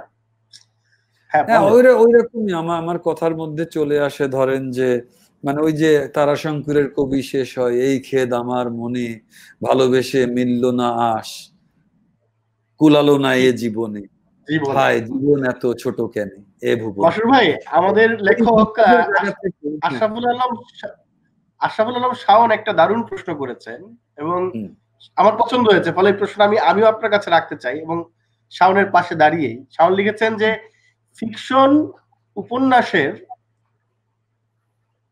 সিরিয়াস ভক্তদের জন্য বাংলা সাহিত্য থেকে আপনার পছন্দের 5টা উপন্যাস ও ওয়ার্ল্ড লিটারেচার থেকে 5টা উপন্যাসের নাম শুনতে চাই। 5টা না হলে 3টা করে, আপনার পছন্দ। না, 5টা বললেও তো শেষ হবে না। বাংলা উপন্যাস, প্রিয়তম উপন্যাস হচ্ছে আমার কাছে মধুসাধু খা এবং গোলাপ সুন্দরী, একটা অমিয় ভূষণের, একটা কমল কুমার মজুমদারের। আর একটা প্রিয়তম উপন্যাস হচ্ছে আরণ্যক, আর একটা প্রিয় উপন্যাস হচ্ছে ওয়ালিউল্লাহ লাল সালু এবং কাদো নদী কাদো। সো 5-এর উপরেও কিন্তু অনেক আগেই চলে গেছি আমি অলরেডি। তারপরে মানিক বন্দ্যোপাধ্যায় দিবারাত্রির কাব্য, নট সো মাচ কাদো নদীর মাঝি, নট সো মাচ পুতুল নাচের কথা। আর আরো আমার প্রিয় উপন্যাসের মধ্যে আপনার আসবে কপালকুণ্ডলা বঙ্কিমচন্দ্রের। আর বাংলা উপন্যাসের মধ্যে আর একটা আমার খুব খুব খুব প্রিয় বই হচ্ছে আপনার তারাশঙ্করের কবি, এবং আপনার তারাশঙ্করের আপনার 2 পর্বে বইটা লেখা, নট আদর্শ হিন্দু হোটেল, আমি এই মুহূর্তে নামটা জাস্ট মনে করতে পারছি না, গণদেবতা শ্রী হরিপাল, যে 5টা নাম চেঞ্জ করে একদিন তার গ্রামের মোড়ল হয়, তাই না? তো সে ক্ষমতায় উঠে যায়, তাকে আর কেউ চিনতে পারে না। গণদেবতায় দেখেন বৈষম্য কি ভয়ানক ভাবে তারাশঙ্কর ডিল করছেন। আমি এখন যে উপন্যাস লিখছি, হাসুলিবাগের উপকথাও আমার খুব প্রিয় উপন্যাস। আমি যেটা এখন লিখছি স্কোয়ার ওয়ান, আমার কাছে মনে হয় কি স্কোয়ার ওয়ান বোধহয় হাসুলিবাগের উপকথার 2য় খণ্ড আমি লিখছি এই সময়। এইভাবে ফিল করতে পারাও নিশ্চয়ই দারুণ ব্যাপার। না, মাত্র কিছুদিন আগে বইটা আবার পড়লাম। এটা তো বাংলা সাহিত্য থেকে হলো মাসুর ভাই, আপনি ওয়ার্ল্ড লিটারেচার থেকে 5টা উপন্যাসের নাম বলেন, তাহলে এই প্রশ্নটা। সবচেয়ে প্রিয় বইয়ের নাম হচ্ছে আপনি মানে আমার প্রশ্ন করতে আশরাফুল আলম শাওন, তার পড়াশোনা এত বেশি, এত ভালো, ইয়াং জেনারেশনের মধ্যে আমার তাক লেগে যাওয়া পড়াশোনা শাওনের। সো শাওন পুরো কানেক্ট করতে পারবে। আমার প্রিয় লেখকের তো কোনো শেষ নাই, বাইরে তো পড়াশোনা আরো বেশি, কারণ জগৎটা অনেক বড়, সেই বোরেস থেকে নিয়ে একদম নুট হামসুনের হাঙ্গার পর্যন্ত। তাহলে ওইটাই বলি, নুট হামসুনের হাঙ্গার, নরওয়েজিয়ান উপন্যাস, নোবেল পুরস্কার পান নুট হামসুন। হাঙ্গারে উনি একসময় রাস্তায় দাঁড়ায় নায়ক তার নিজের আঙুল খেতে থাকে, তার হাতে একটা আঙুল আর পেন্সিল, সে নিজেকেও খেতে থাকে। একটা পাগল লোক, একটা টোটাল উন্মাদ লোক, একেবারেই একটা ভালো ঘরের একটা মোটামুটি অর্থবিত্ত সম্পন্ন মানুষ, কিন্তু উনি হঠাৎ সমস্ত পৃথিবী সম্বন্ধে একেবারেই আপনার উদাসীন, এক মানুষ, উনি গরিব মানুষকে সবকিছু নিজের খাওয়া নিজের যা কিছু সব বিলিয়ে দিতে থাকেন, দিতে শুকায় শুকায় শুকায় শুকায় আপনার হঠাৎ করে মনে হবে কাফকার আপনি হাঙ্গার আর্টিস্ট পড়ছেন। বাট নুট হামসেন অন্য মাল, অন্য জিনিস ছিলেন। নুট হামসেন পরে কিন্তু আবার হিটলারের নাৎসি বাহিনীতে যোগ দেন, নাৎসি বাহিনীকে সমর্থন করে বসেন। কারণ নুট হামসেনের কাছে পুরো পৃথিবীটা মনে হচ্ছিল এমন যেটা কোনো আলো হওয়ার পৃথিবী না, এখানে আমরা টানেলের মধ্যে আছি। মানে সে নিজের আঙুল খেতে থাকে অস্লো রাস্তায় দাঁড়ায়, সো ওইটা একটা প্রিয় উপন্যাস, আমার প্রিয়তম নাম্বার ওয়ান উপন্যাস পৃথিবীতে। এই মানুষের মানব ভুবনে লেখা প্রিয়তম উপন্যাস হচ্ছে ডব্লিউ.জি. সেবাল্ডের দ্য রিংস অফ স্যাটার্ন। এটা আমার প্রিয়তম উপন্যাস। এছাড়া প্রিয় উপন্যাস আপনার মার্গারেট ইয়র্সেনের মেমোয়ার্স অফ হাদ্রিয়ান, আমার অনেক প্রিয় উপন্যাস। আর একটা প্রিয় উপন্যাস আমার, খুবই প্রিয় উপন্যাস, ব্রুস চ্যাটউইনের সং লাইন্স। আর একটা প্রিয় উপন্যাস, খুবই প্রিয় উপন্যাস আমার, Lord so much heart of darkness. বাইরের উপন্যাসগুলি বলতে তো পাগল হয়ে যাবো। লাজলো ক্রাসনাহোরকের উপন্যাস, যেটা আপনার আমার আলতুসার টিমের মধ্যে ক্রাসনাহোরকের চলে এসেছে, একটা ভুলই করেছে রেজিস্ট্যান্স। মানে আমি বলতে শাওন বোধহয় একটা ভুলই করেছে, ওর আসলে 10টা করে জানতে চাওয়া উচিত ছিল, কারণ আপনি 5টার মধ্যে কোনোভাবেই তো নিজেকে ঠিক রাখতে পারছেন না। আমি সবসময় এটা বলি, আমি সেটা আপনার সামনে হোক বা পেছনে হোক সবসময় বলি যে আমার জীবনে দেখা সেরা পাঠক, মানে ধরেন জায়ান্ট রিডার কারা আর কি, একজনের নাম অবশ্যই মাসুর আরিফিন, আরেকজনের নাম শিবব্রত বর্মন। এবং শিবুও যথেষ্ট পড়াশোনা করে। আবার সিনিয়রদের মধ্যে পড়াশোনা করার লোক আছে, কিন্তু সাজ্জাদ ভাইয়ের পড়াশোনাও কিন্তু অনেক। তারপরে আমি বলি আসফার হোসেনের পড়াশোনাও ভালো, সৈয়দ মঞ্জুর ইসলাম স্যারের পড়াশোনাও ভালো, ফখরুল আলম স্যারের পড়াশোনা ভালো, শিবুর পড়াশোনা ভালো, আমাদের যে বন্ধু প্রাবন্ধিক অনুবাদক রাজু আলাউদ্দিন, তার পড়াশোনা যথেষ্ট ভালো, যথেষ্ট অনেক ভালো। পড়াশোনা করা লোকজন এখানে অনেক আছে। আমি এইভাবে নাম তো বলতে চাই না, কারণ অনেকের নাম হয়তো ভুলে যাব, বলতে পারবো না, তারা হয়তো হার্ট হবেন। বাট আমি পড়াশোনার মধ্যে থাকার চেষ্টা করি। প্রিয় উপন্যাসের নাম এভাবে বলতে থাকাটা মানে আমি বরঞ্চ একটু বেসিক প্রশ্নে যাইতে চাই। ধরেন যে মাসুর আরিফিনের হলো ছেলেবেলায় পড়াশোনা করতে ভাল লাগতো না, অন্য অনেক কিছু করতে ভাল লাগতো, বান্দরামি করতে ভাল লাগতো, পড়াশোনার মজাটা সে বুঝলো কিভাবে? প্রথম কোন বই তাকে ওই জায়গায় নিয়ে গেল? শিমুল, পড়াশোনার মজা বুঝলাম ক্যাডেট কলেজে। এত ভালো লাইব্রেরি ছিল আমাদের কলেজ লাইব্রেরি। পড়াশোনার মজা বুঝি যে কলেজে বসে আলবেয়ার কামুর আউটসাইডার পড়ি, ক্লাস 8-এ বসে বাংলা অনুবাদে। এই বোধহয় সিরিয়াস পড়াশোনা শুরু হয়। ওই সময় পুতুল নাচের রীতিকথা পড়ি, ওই সময় জাগরি পড়ি সতীনাথ ভাদুড়ির, ওই সময় সতীনাথ ভাদুড়িতে আমি বিশাল মগ্ন। আমি তখন তারপরে ঢোড়াই চরিত মানুষটা পড়ি।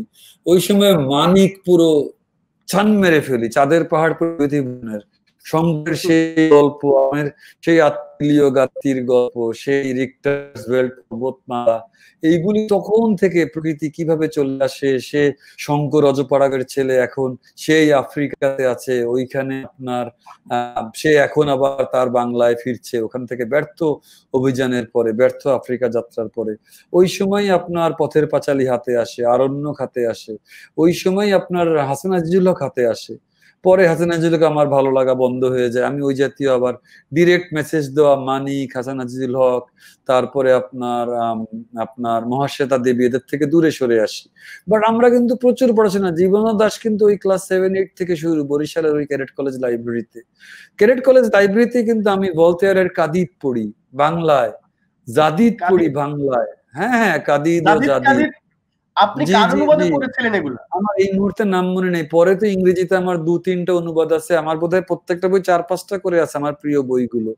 সো তখন পড়ে আমি ওই সময় থেকে ভলতেয়ার, আলবেয়ার কামু, ফ্রান্স কাফকা গদ্য অনুবাদে পড়ি। আপনার বোধ হয় দ্য ট্রায়াল, বিচার নামে পশ্চিমবঙ্গ থেকে বেরিয়েছিল, আর কাফকার ওই পোকা, মেটামরফোসিস পড়ি। পড়ে বুঝতে পারি যে অত ভালো গল্প না, বাট কেমন যে নতুন করে বলা। মার্কেজের তখন 100 Years of Solitude বিচিত্রায় বা অন্য একটা বাংলা পত্রিকায় বের হচ্ছে কারো না কারো একটা অনুবাদে। হ্যাঁ, সো তখন আমি সেটাও পড়ি। সরি স্যার, একটা ফোন এসেছে। মার্কেজের ওইটা পড়ি, তো বাংলা অনুবাদে এগুলো তখন ভালো লাগতে থাকে। বাট তখন না তারাশঙ্কর আর মানিকে ঢুকে বসেছিলাম পুরাপুরি। তারাশঙ্করের তো ধরেন 60টার মতন উপন্যাস। ও মাই গড, আমি যে কি পরিমাণ তারাশঙ্কর পড়াশোনা তখন আমি করছি। রবীন্দ্রনাথ তখন পড়ি। আমার মাসুর ভাই প্রসঙ্গক্রমে মনে পড়লো, পরে ভুলে যাব। এই যে তারাশঙ্কর একজন লেখক, জায়ান্ট, মানে জায়ান্ট রাইটার। আমাদের মানে আমার সবসময় মনে হয় আই লাভ হিম, তার লেখা আমার খুবই পছন্দ। আমার সবসময় মনে হয় যে ওনার যত বেশি মূল্যায়ন, যত বেশি মাথার উপর ওনাকে করে রাখা দরকার ছিল আমাদের, সেটা আমরা করি নাই। আপনি যখন বলেন যে তারাশঙ্করের 60টা উপন্যাস, আপনি কি ভাবেন যে ধরেন এক জীবনে ওরকম 60টা উপন্যাস লেখা সম্ভব? মানে ইভেন টু ইউ তারাশঙ্কর কেসে ইউনিক শিমু, তারাশঙ্কর চেখব একই জায়গায় দাঁড়ানো। চেখবের টোটাল গল্প কিন্তু 850। আমাদের চেখবের মূল গল্প আমরা সবাই কিন্তু 80টার মতন। তাহলে 720টা বাকি চেখবটা কি? এটা কিন্তু একটা প্রশ্ন। চেখব কিন্তু বেসিক্যালি পুরা পরিবারকে দাঁড়া করানোর জন্য তার এতগুলা ভাই বোন, একটা বোন আর ওরা 4টা ভাই আর বাবা মা আপনার মস্কো থেকে অনেক দূরেই তাদের বাসা। এখন তো যেতে মাত্র 45 মিনিট 1 ঘন্টার মতন লাগে, বাট তখন অনেক সময় লাগতো। তো এই হ্যাঁ ঘুরে এসেছি। আমার প্রিয় লেখকের সবাইকে আমি ঘুরে এসেছি, রবীন্দ্রনাথ সহ, মধুসূদন সহ। তো আপনার তখনও আমাদের ক্যাডেট কলেজে বসে আমি মধুসূদনে পাগল হয়ে গেলাম। ও মাই গড, আমি মেঘনাদ বধ কাব্যে পাগল হলাম, শকুন্তলায় পাগল হলাম, আপনার কালিদাসের শকুন্তলার এটা বুদ্ধদেবের অনুবাদ ছিল না। তো এনিওয়ে পড়াশোনার গল্প করছিলাম। চেখবের যেমন অনেক লেখা পরিবারকে বাঁচানোর জন্য, ওইগুলা তার ফরমায়েশি রাইটিং। তারাশঙ্কর কিন্তু সেম জিনিস তার ছেলেকে বলে গেছে, তোদের এই এত বড় পরিবারের পেট চালাতে গিয়ে কিন্তু আমি এতগুলা আবর্জনা লিখছি। আমার মূল লেখা কিন্তু আসলে ওনার মূল লেখা কয়টা, 8টা বা 10টা উপন্যাস, আর ওনার গল্পগুলো বেশ কিছু গল্প, দুর্দান্ত কিছু গল্প আছে, ছোট গল্প। তো ওইখানে দেখেন উপন্যাসগুলো তারাশঙ্কর কিন্তু 2টা পর্ব আছে না। তারাশঙ্কর দেখেন আপনি ওনার যে বীরভূমের গ্রামের ওই গ্রাম বাংলার একটা তারাশঙ্কর আছে যেটাতে কোনো নন জাজমেন্টাল তারাশঙ্কর, আর একটা তারাশঙ্কর আছে যেটাতে খুব পলিটিক্যাল তারাশঙ্কর, যেখানে তারাশঙ্কর জনমানবের জন্য তারাশঙ্কর। সো আমি আবার ওই জনমানবের সাহিত্যর তারাশঙ্কর পছন্দ করি না, আমি কারোর জনমানবের সাহিত্য পছন্দ করি না। আমার প্রকৃতি নিয়ে কথা বলেন, ভাল লাগে। মানুষকে আপনি বিরাট একটা মানুষের জন্য আপনি মোড়ল, খলিফা, মেসিয়া হয়ে দাঁড়াচ্ছেন, একটা আদর্শকে আপনি। তারাশঙ্কর তো পলিটিক্সও করতেন, তাই না? উনি মার্কসিজমে যোগ দিলেন, দেন উনি কংগ্রেসে যোগ দিলেন, কংগ্রেসে যোগ দিয়ে অনেক বড় কিছু হলেন। চেখবের সাথে তাই পাই, সবচেয়ে বেশি লেখা মানুষ কিন্তু খুব অল্প লেখা, দুর্দান্ত লেখা। এরকম লেখা মানুষের জীবিকার জন্য লিখতে হয়, তারাশঙ্করকে তাই করতে হয়েছিল। প্রায় 20 জনের সংসার ওনাকে চালাতে হতো না। কিন্তু আমার প্রশ্নটা ছিল মাসুর ভাই, যে এই যে এতগুলো উপন্যাস লিখতে পারা একটা মানুষের পক্ষে, ওই জন্যই তো আপনি যদি ভালো কিছু না লেখেন অনেক লিখতে পারবেন, আর বেছে বেছে লিখলে হয়তো 10টা লিখতে পারবেন। তারাশঙ্করকে তো পেট চালাতে গিয়ে অনেকগুলা জিনিস লিখতে হয়েছে শুধুমাত্র রয়্যাল টাকা দিয়ে, কারণ উনি প্রফেশনাল লেখক হয়ে সবকিছু ছেড়ে দিয়ে। মাসুর ভাই, ওই ক্ষমতা সম্পর্কের যে প্রশ্নটা আপনাকে করেছিলাম, সেটা আপনি দুর্দান্ত ব্যাখ্যা করেছিলেন। সেই সময়ে আমাদের একজন বন্ধু একটি মন্তব্য করেছেন, মাসরুর ভাই আমাদের বন্ধুর নাম মারজানা সাফাত, তিনি মন্তব্য করেছেন, মাসরুর ভাই মানুষের আলটিমেট এক্সিস্টেন্সিয়াল ক্রাইসিস এভাবে আইডেন্টিফাই করতে পারার পর জীবনকে আসলে কোন তীর ধরে এগিয়ে নিচ্ছেন। Is life really worth living or any purpose worth pursuing in your observation? দেখেন, আমি এখানে একটু আগেই তো বললাম, জোসেফ কনরাড বলছেন যে জোসেফ কনরাড কিন্তু আমার মতনই দর্শনের ব্যাপারে ছিলেন খুবই সংশয়বাদী। কোন একটা পার্টিকুলার দর্শন কনরাড দেননি, এই জন্য কিন্তু কনরাড বড় লেখক। হ্যাঁ, সো উনি ভাবতেন যে এটা এমন একটা পৃথিবী যা কিনা সাগরের ঢেউয়ের মতোই অর্থহীন। অর্থাৎ আপনি খেয়াল করেন, তিনি ঢেউ বলেন নাই, বলছেন সাগরের ঢেউগুলোর মতো। মানে অনেক ঢেউ একের পর এক তৈরি হচ্ছে, ঢেউগুলো আসছে, ঢেউগুলা ঘরে ঘরে যেভাবে নতুন বাচ্চা আসে, পৃথিবীও একটা সাগর, এটা যেভাবে বহমান, এটা। এবং উনি বলছেন এটা অর্থহীন, কারণ সাগরের ঢেউয়ের তো ভিত্তি নাই কোনো, সাগরের ঢেউ তো নিচে তরল। তো উনি বলতে চাচ্ছিলেন যে সাগরের ঢেউয়ের মধ্যে আমাদের বিশ্বাস, ধারণা, মূল্যবোধ, আদর্শ সবকিছুই ভিত্তিহীন। কারণ ঢেউয়ের ভিত্তি নেই, ঢেউ কোনো শক্ত ভিত্তির উপর কোনো কিছু না। মাটি যদি হতো, উনি যদি বলতেন গাছের মতো, তাহলে অন্য কথা হতো।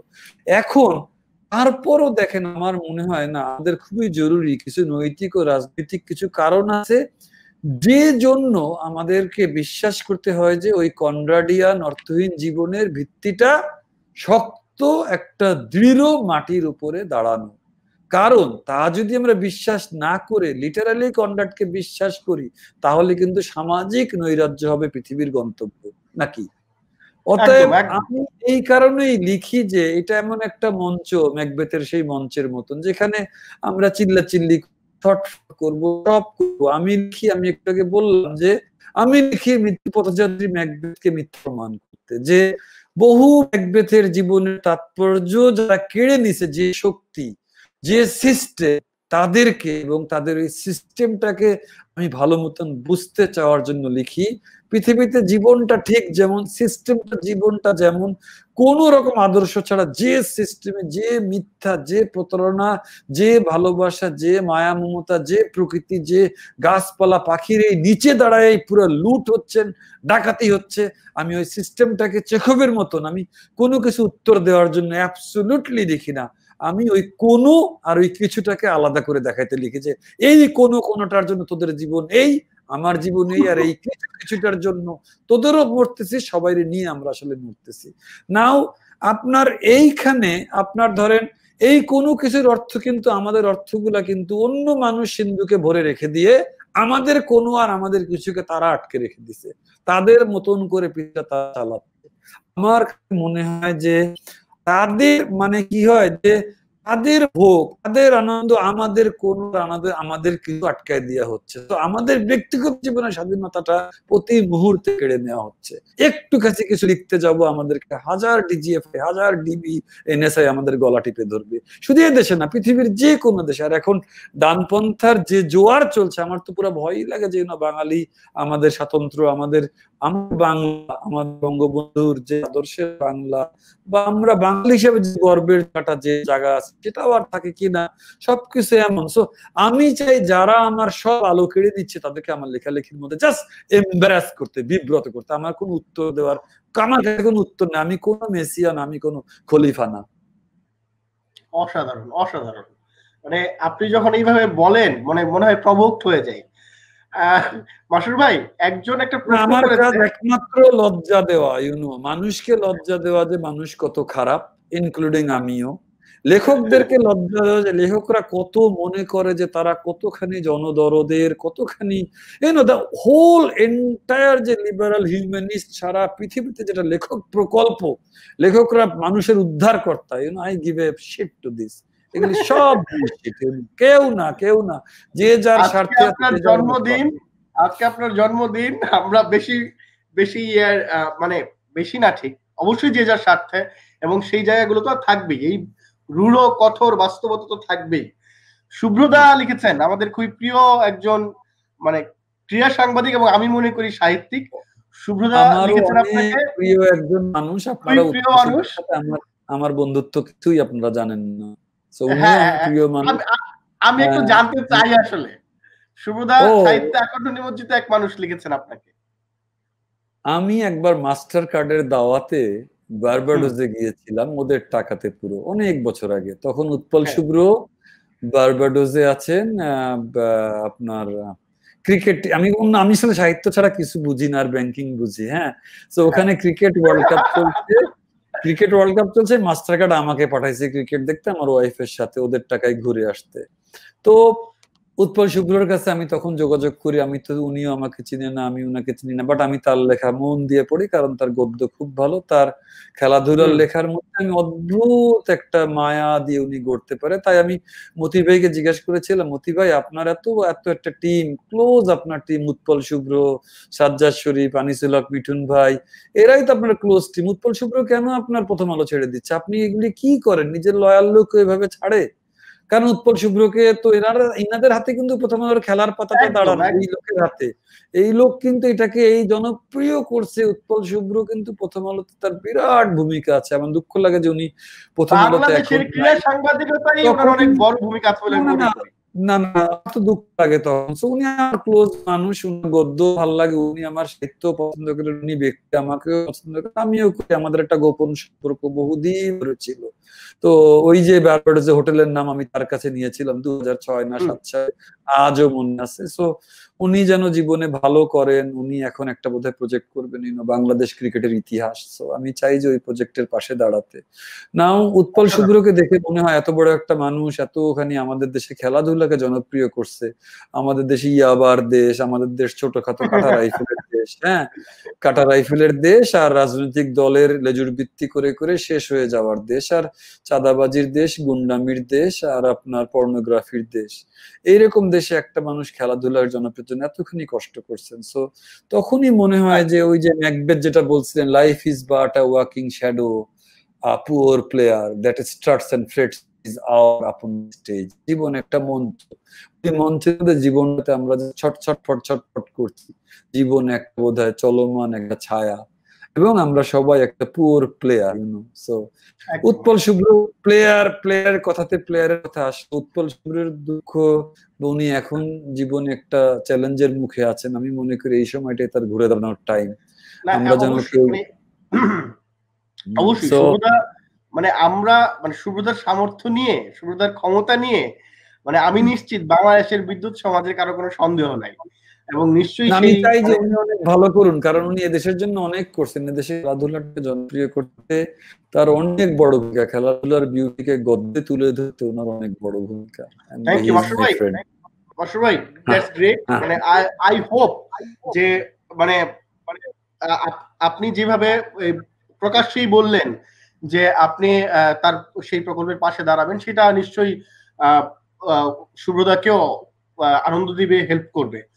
আমি ছোট্ট করে একটু জানতে চাই, মানে শুধুমাত্র আমাদের এই আয়োজনটার পৃষ্ঠপোষক আপনি বলে না, আমি দেখেছি এরকম প্রচুর আয়োজন, মানে শিল্প সাহিত্য সংস্কৃতির পাশে একটা বিশেষ অবস্থান সিটি ব্যাংকের আছে, এবং সেটা হলো আপনি, মানে আপনি এমডি হওয়ার পর সেটা নিশ্চয়ই আরো বেড়েছে। এই ব্যাপারটাকে মানে আপনি আলাদা রকম গুরুত্ব দিয়ে দেন কেন? মানে সেটা শুধুমাত্র আপনার লেখক সত্তার কারণে তো নিশ্চয়ই না, ব্যাংকিং আসপেক্ট থেকেও তো একটা আসপেক্ট নিশ্চয়ই সেখানে আছে, সেটা যদি বলতেন। দেখেন, জীবন একটা ক্ষণস্থায়ী জিনিস, একটা ফক্কা ফাপা ফোপরা একটা জিনিস। হ্যাঁ, জীবনের বেসিক আন্ডারকারেন্ট একটা সুতা হচ্ছে ট্র্যাজেডি।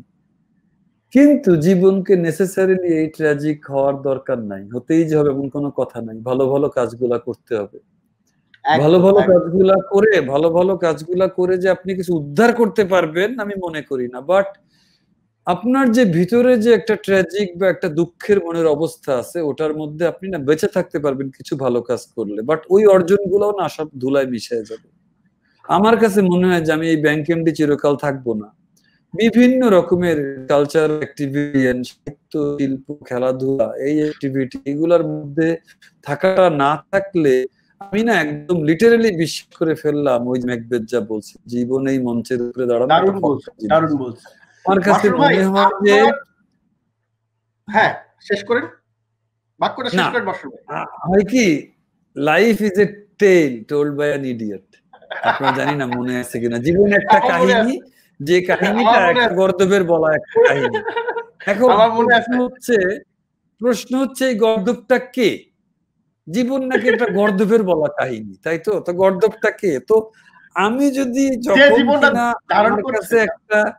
আমি যদি যখন এই গর্দবের মতন এই কাজ করে গেলাম ব্যাংক এমডি চেয়ারে বসে, কোনো একটা নন গর্দব নন ইডিওটিক কিছু ভালো কাজ করলাম না, সেই অন্তঃসার শূন্য একটা ব্যাংকারের স্যুট কোট টাই পরেই কাটায় গেলাম, তাইলে আর আমার এত এত পড়াশোনার জলসাঘর আর আপনার আপনার বোরহেস পড়া আর আপনার হাসুলিবাগের উপকথা আমার কি লাভ হলো? তাই সেজন্যই চাই বিভিন্ন কিছুর সঙ্গে একটু জড়িত থাকতে, একটু নিজের লাইফকে একটু তাৎপর্য দিতে, একটু মিনিং দিতে। সেই জায়গা থেকে বিভিন্ন স্পন্সরশিপ করে যাচ্ছি শিল্প সাহিত্যের জন্য। দারুণ দারুণ দারুণ, নিশ্চয়ই সেটা আরো বেগবান হবে, এবং সামনের দিনগুলোতে আমরা এরকম পৃষ্ঠপোষকতার জায়গায় সিটি ব্যাংক আরো দেখতে পাবো। বাসুর ভাই, আপনার অনুবাদের জায়গায় আসি। ধরেন হোমারের অনুবাদ করা কঠিন কাজ, কাফকার অনুবাদ করা কঠিন কাজ। এবং ধরেন আপনার আগে যার অনুবাদ করেছে আমি নিশ্চিত আপনি সেগুলো আগে বেজে বেজে ফেলেছেন। আপনার অনুবাদ নিয়ে মানে আমার মনে আছে শুরুতে যখন প্রথম আপনি যখন কাফকার গল্প সমগ্র যখন আপনি অনুবাদ করলেন, সেটি নিয়ে নানা ধরনের তর্ক আমরা শুনেছি। এবং মানে কেউ কেউ বলেছেন আপনার অনুবাদ অনেক এতই কঠিন হয়েছে যে তার মধ্যে ঢোকা খুব কঠিন, এরকম অভিযোগও আমরা শুনেছি। কিন্তু ধরেন আমি নিজে যখন পড়তে গেছি আমার কাছে সেরকম মনে হয়নি, আমি খুবই আনন্দ নিয়ে পড়েছি। অনুবাদ নিয়ে আপনি যখন কোনো টেক্সট অনুবাদ করবেন তখন আপনার প্রকল্পটা কি থাকে আসলে? অনুবাদকের জায়গা দুইটা, হয় লিটারাল আক্ষরিক হওয়া, না হয় সৃজনশীল হওয়া। তো যখন আমি কাফকা করি তখন আমি বোরেসিয়ান লিটারারি অনুবাদে বিশ্বাস করি, যেটা একদম অক্ষরে অক্ষরে কাফকা যা বলছে তার বাইরে বলা যাবে, তাতে বাংলায় কিছু জড়তা চলে আসে। আর একটা কথা বলি, কাফকা কিন্তু কঠিন, কাফকা কিন্তু ভাষায় পড়াও কঠিন। জার্মান আমার অনেক বন্ধু আছে, চেক বন্ধু আছে, কাফকার দেশে তো আমি 2 বার গেছি, ওখানেও কঠিন। কাফকা কোনো ইজি কিন্তু জিনিস না। তো বাংলায় আপনি তরল কাফকা আশা করবেন, এটাও কিন্তু ভুল। তো একদম আক্ষরিক কাফকা করতে গেছি, মেবি এখন আবার যদি করি, সেটা তো ধরেন আপনার 2010-এর দিকে করা জিনিস। আজকে 10 বছর পরে বুঝি যে এত আক্ষরিক হতে গেলেও না আবার পড়ার আনন্দ চলে যায়। একটা চেকোস্লোভাকিয়ান, একটা জার্মান মানুষ যে আনন্দটা পায় বাংলায় কঠিন করে ফেলা, আমি হয়তো আরেকটু স্বাধীনতা নিতাম, আমি যেটা একদম নেইনি। বিকজ কাফকা, আমি বলি, কতগুলো মানুষের অনুবাদ যদি করতে যাই তখন না ওগুলাকে একটা শব্দেরও এদিক ওদিক করতে, অর্থাৎ একটা জিনিসে তাড়িত করে যে উনি যা লেখেননি তা আমি লিখবো না, আর উনি যা লিখেছেন তা আমি ফেলবো না। এই দুইয়ের মধ্যে যে একটা দাগ তৈরি, ওই 2 দাগের মাঝখানে আপনাকে থাকতে গিয়ে অনেক বাংলা একটা খুবই এক ধরনের কেমন ডিফিকাল্ট হয়ে যায়। বাট ওটাতে আপনি এটা যারা যারা এটা পড়বে তারা জানবে এক্স্যাক্টলি কাফকা, একদম মিরর ইমেজ বাংলায় ওইটা। হ্যাঁ, সো আমার যেটা গল্প সমগ্রের কাফকা, আমি বলাই আছে যে এইটা ভাই পড়তে কিন্তু দাদা তোমাদের কিন্তু সোজা লাগবে না, পত্রিকাতেও বলা আছে। সো আমার কাফকাটা আমি করেছি একটা সার্টেন জায়গা থেকে, বাট আমি কিন্তু ইলিয়াডে এসে আর একটু হাত খুলে আর একটু 2-4টা শব্দের সহায়তা নিয়ে বাক্যকে আরেকটু আপনার বাঙালির জন্য আরেকটু পঠনযোগ্য এই পরে ইলিয়াড যখন প্রায় 4 বছর পরে করি। ভাই মানে অনেকের আবদার ছিল, এই প্রশ্নটা আমি আপনাকে করি যে আপনি যেই শাহবাগ আমলের কথা বলেন, আপনার বন্ধু ধরেন আপনার সবচেয়ে কাছের বন্ধু হলো ব্রাত্য রাইসুদা আমাদের, তো আপনার বন্ধুদের কথা যদি একটু আমাদেরকে বলেন, রাইসুদার সাথে আপনার রসায়নের কথা যদি একটু বলেন। রাইসুর তো আমার বন্ধু 1990-91 সাল থেকে, এখন আমি যা কিছু লিখি আগে রাইসু পড়ে, তারপরে আমি রাইসুর আপনার কি বলে ওগুলো আমি ছাপি। আমার শাহবাগ জীবনের তো আরো অনেক বন্ধু আছেন, তাদের কথাও তো ভুললে চলবে না। রাইসুর সাথে বন্ধুত্বটা বিরতিহীন ভাবে রয়ে গেছে। মাঝখানে ধরেন শাহবাগে তো আমরা মিশতামি, পারভেজ হোসেন, শাহবাগে আসফার হোসেন, শাহবাগে রাজু আলাউদ্দিন, আমার শাহবাগে সাজ্জাদ শরীফ, শাহবাগের সময় আমাদের ওই সময় বায়েজিদ মাহবুব, আমি এই কয়টার নাম শাহবাগ টাইম থেকে করতে পারবো, টোকন ঠাকুর। আপনি কি পর্দায় আরেকজনকে দেখতে পাচ্ছেন? এক ভদ্রলোককে দেখতে পাচ্ছেন? আপনি কি পর্দায় এক ভদ্রলোককে দেখতে পাচ্ছেন? না, এখনো পাচ্ছি না। এখনো পাচ্ছেন না? মাসরুর, শুভ জন্মদিন মাসরুর। রাজু নাকি? প্রিয় লেখক, প্রিয় বন্ধু। হ্যাঁ, আচ্ছা, রাজু এখন স্ক্রিনে। ওয়াও, এই নাম করতে করতে চলে আসছেন, তার মানে অনেকদিন বাঁচবেন।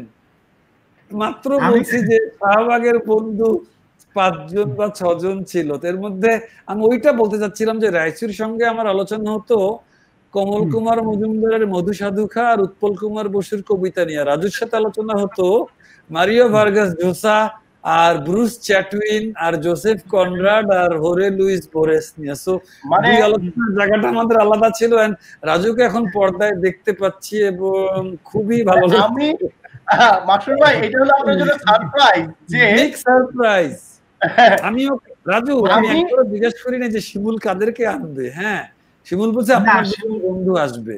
আমি শিমুলের কতগুলো আছে তো, ও একটু বিস্মিত করতে পছন্দ করে মানুষকে, এটা আছে, আমাকে বলছে। আমি বলছি যে হ্যাঁ, আমি অবশ্যই থাকবো। আমার বন্ধুর জন্মদিন আমি থাকবো না, এটা তো হতেই পারে না। এই আর থ্যাংক দ্বিতীয় ইউ, কথা, থ্যাংক ইউ, থ্যাংক ইউ। প্রথমেই আমি হ্যাঁ, সেটা হলো যে আমার সূচনার আগেই হ্যাঁ, আপনার জন্মদিনে যেগুলোকে আনুষ্ঠানিকতা বলে আর কি, যেহেতু এগুলো এক ধরনের আনুষ্ঠানিকতার মধ্য দিয়ে হচ্ছে, ফলে আনুষ্ঠানিক ভাষা ব্যবহার করার পরেও বাকিটুকু আপনার আমার মধ্যে থাকবে, সেটা অন্য বিষয়।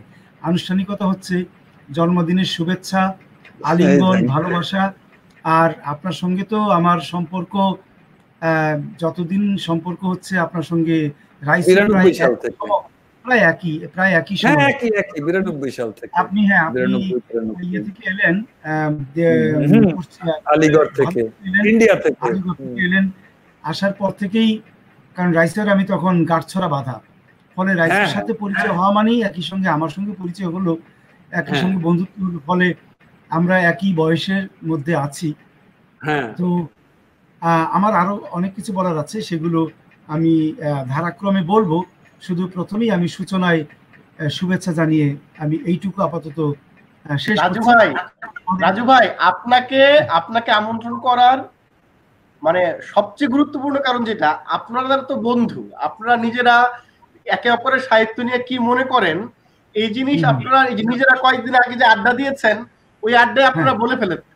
কিন্তু পাবলিক, মানে ধরেন যারা আপনাদের ফলো করে, তারা তো সেই অর্থে আসলে জানে না যে মাসুর আরিফিন রাজু আলাউদ্দিনকে নিয়ে কি মনে করে, আর রাজু আলাউদ্দিন মাসুর আরিফিনের লেখালেখি নিয়ে কি মনে করে।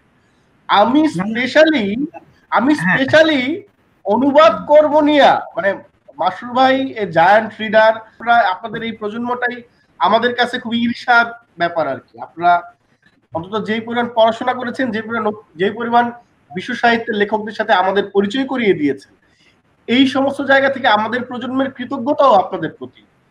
আপনি আমাদেরকে বলেন, why Masur Arifin is important in Bangla literature, মানে কেন মাসুর আরিফিন জরুরি, কেন মাসুর আরিফিন আমাদের জরুরি হবে।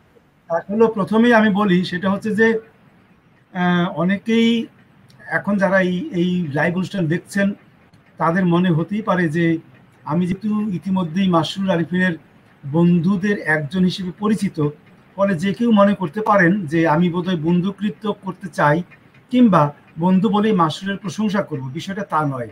বিষয়টা আমি বলবো, যদি আমি মাসরুরের প্রশংসা করি, তাহলে যে কেউ যেন সেটা যেন ভেরিফাই করে।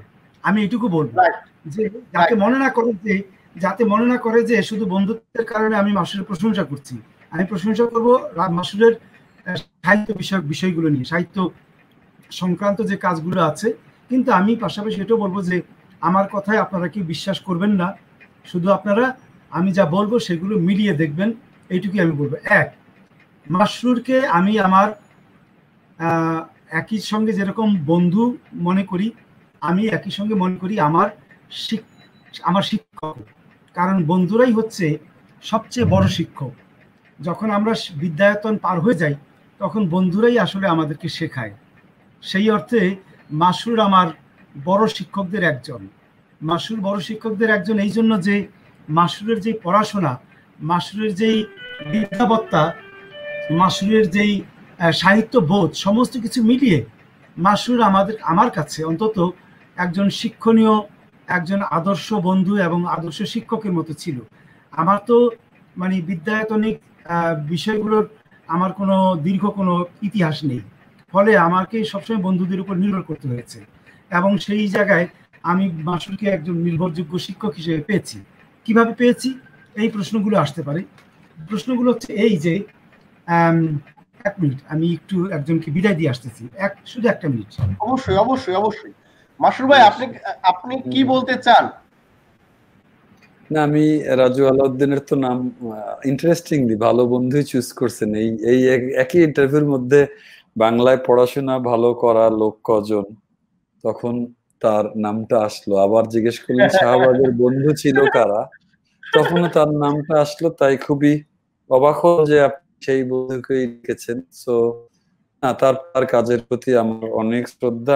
আমি পার্সোনালি মনে করি আরো যে তার এত কাজের মূল্যায়ন বাংলাদেশ করেনি, কারণ এই দেশটাই তো এখন এত আদর্শ, রীতিনীতি, মূল্যবোধ, ইজম সংকটের চাপে এমন একটা এমন একটা বাংলাদেশ, এখন এমন একটা দুনিয়া যেখানে দুনিয়াটাই হাওয়া, আসলে কিছু নাই, এটা ফাঁপা ফাঁপা একটা জায়গা। সো রাজু আলাউদ্দিন যে কাজগুলো এখানে করছেন না, তার মূল্যায়ন হয়নি। আমি খুব খারাপ লাগে তখন যে দেশে সে যে পরিমাণ উনি খাটাখাটনি করেন। আমি আপনাকে প্রথমে বললাম যে কাদেরকে মনে করেন, আপনি বললেন এখানে পড়াশোনা করে, আপনি বললেন শিবু, আমি বললাম না শিবু না, পড়াশোনা করা লোক এখানে আরো কয়েকজন আছে, সৈয়দ মঞ্জুরুল ইসলাম, রাজু আলাউদ্দিন, ফখরুল আলম স্যার, হ্যাঁ, সাজ্জাদ শরীফ, তারপরে আপনার পড়াশোনা করে আমি মনে করি যে কিছু মানুষ আছে আমাদের, তার মধ্যে উনি একজন, আমার বন্ধু রাজু একজন। তখনও বলেছি, আর শাহবাগের বন্ধুদের মধ্যেও আমরা আসলে 4-5 জন ক্লোজের মধ্যে রাজুর সাথে আমার গাঁট ছড়া অন্য রকমের, একটা ল্যাটিন আমেরিকার সাহিত্য বিষয়ক একটা গাঁট ছড়া। সো ওনার কাজের মূল্যায়ন এখনো এই দেশে হয়নি, এটা হতভাগার দেশ। অনেক কাজ উনি করেছেন, এগুলি সবই সাহিত্যের জন্য কাজ। এই ফেন্সি ডিল, ইয়াবা আর কাটা রাইফেলের দেশে হ্যাঁ এইসব মূল্যায়ন এই জাতি করে উঠতে পারে নাই, এবং এখন উনি ভলতেয়ার নিয়ে কাজ করছেন। আমি প্রচন্ড আশাবাদী, এবং আমি প্রবন্ধ সাহিত্যে বাংলায় তাকে নিয়ে আমি অনেক বড় আশা রাখি, অনেক বড় আশা রাখি যে উনি প্রবন্ধ সাহিত্যে, আমাদের এই জায়গাটা খুব দুর্বল, বাংলা প্রবন্ধ জায়গাটা। রাজুর যে খাটাখাটনির ইচ্ছা আছে এবং যে পার্সোনাল একটা সততা আছে, ওই জায়গা থেকে আমি মনে করি যে প্রবন্ধ সাহিত্য, রাজু তো একটা কবিতার বইও বেরোয়েছেন, উনি উনি উনার মৌলিক লেখা লিখুক, বাট আমি তার আসল টানটা বুঝি। তার আসল টান হচ্ছে অনেকগুলো বই এনে বের করে একটা জিনিস করা, ইউনো। তো তখনই কি হয়, মননের জায়গা থেকে একটা বাঙালি জাতিসত্তার চিন্তা নিয়ে বলেন, আর একটা ভলটেয়ারের সাম্য, মৈত্রী, বন্ধুত্ব, স্বাধীনতার চিন্তা নিয়ে বলেন, আর মিশেল ফুকোর ক্ষমতা নিয়ে বলেন, আর মিশেল ফুকোর ক্ষমতার ভুল সংজ্ঞা নিয়ে বলেন। রাজুর মধ্যে এই প্রবণতা আছে, যা একটা প্রচন্ড রকমের নিবিড় ভাবে মানে নিষ্ঠ একদম প্রাবন্ধিকের মধ্যে আছে। রাজুর কাছ থেকে ওখানে আমি খুব বড় আশা রাখি। রাজু ভাই, আপনার কথা শুনতে চাই, আপনি যে জায়গায় ছিলেন। আমি সেটা হলো যে আমার ইতিমধ্যে মাসুর বেশ কিছু কথা বলেছে, আমি শুনেছি এগুলো। ও আচ্ছা, আপনি যখন উঠে গেছেন তখন। আচ্ছা, আমি কিছু শুনেছি, সেটা এটা আজকে আমার দিন নয়, এইটার দিনটা হচ্ছে মাসুরের। আমরা মাসুর সম্পর্কে শুনতে চাই, মাসুর সম্পর্কে বলতে চাই, আমার সম্পর্কে অন্য কোনো দিন শুনবো, আমার কোনো শুভক্ষণ শুনতে চাই। তবু মাসুর শতপ্রণোদিত হয়ে যেটা বলেছেন সেজন্য কৃতজ্ঞতা। কিন্তু বিষয়টা হচ্ছে যে আমার যেটা বলার কথা ছিল সেটা হলো যে কেন আমি আমার এই বন্ধুকে শিক্ষক হিসেবে বিবেচনা করি। এটা হচ্ছে যে আমার জীবনে শিক্ষকদের ভূমিকা খুব কম। প্রচলিত অর্থে বিদ্যায়তনিক যে শিক্ষক, আমি সেই শিক্ষকদের কাছ থেকে আমি শিখেছি খুব কম।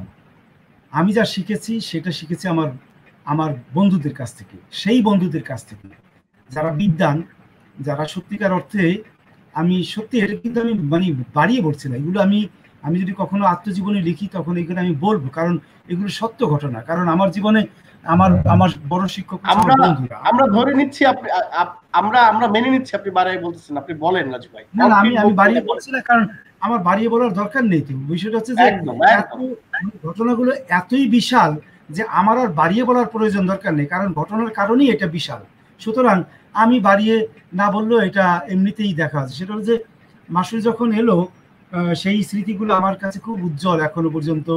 ও এলো এবং আসার পরপরই রীতিমতো চারিদিকে একটা ঘটনা, মানে মাসুরের আসাটাই আমি জানি না কেন ওই যে মাটি পত্রিকা, মাটি রাজু, মাটি পত্রিকা, হ্যাঁ মাটি পত্রিকা, ওইখানে ধারাবাহিক সে তো আমাদেরকে বিস্মিত করে দিল। বিশ্ব সাহিত্য নিয়ে যেখানে প্রায় আমাদের একটা আগ্রহ প্রায় স্তিমিত, আমরা কেউ এইগুলো নিয়ে ভাবছি না। সংবাদ পত্রিকায় যদিও লেখা হচ্ছিল, কি বলে, সংবাদে তখন কম লিখতো রাজু, অচেনা শহর নামে। উনি ওই যে আব্বাসনাথ ভাই, আমি 8টা লিখছিলাম মোট, 8টা বই নিয়ে, মনে আছে কিনা জানি না। আর মাটি প্রথম শুরু করি জন পার্সের আনাবাস দিয়ে, কিংবা মার্কেজের ওই যে আপনার জেনারেল ইন হিজ ল্যাবিরিন্থ দিয়ে, মেবি মনে নাই কোনটা দিয়ে মাটিতে শুরু হয়। দেন চিনু আচেবেকে নিয়ে লিখি, কারণ বোম্বেতে চিনু আচেবে পড়ি তখন। আপনি বলেন। তো এইসব, তো মাটি একটা বড় ঘটনা যে ওই সময় মাসুর আমাদের সামনে আবির্ভূত হলেন, এবং তার লেখা পড়ে আমরা মানে সেটা হচ্ছে শুধু নামের কারণে নয়, মাসুরের লেখার গুণের কারণেও আমি সেটা সবসময় বলি। আমাদের আরেক বান্ধবীর সঙ্গে এ নিয়ে কথাও হচ্ছিল যে মাসুরের গদ্যের আমাদের এখানে তো আসলে গদ্য নিয়ে কথাবার্তা হয় না, মানে গদ্য বলতে আমি বোঝাচ্ছি প্রবন্ধ।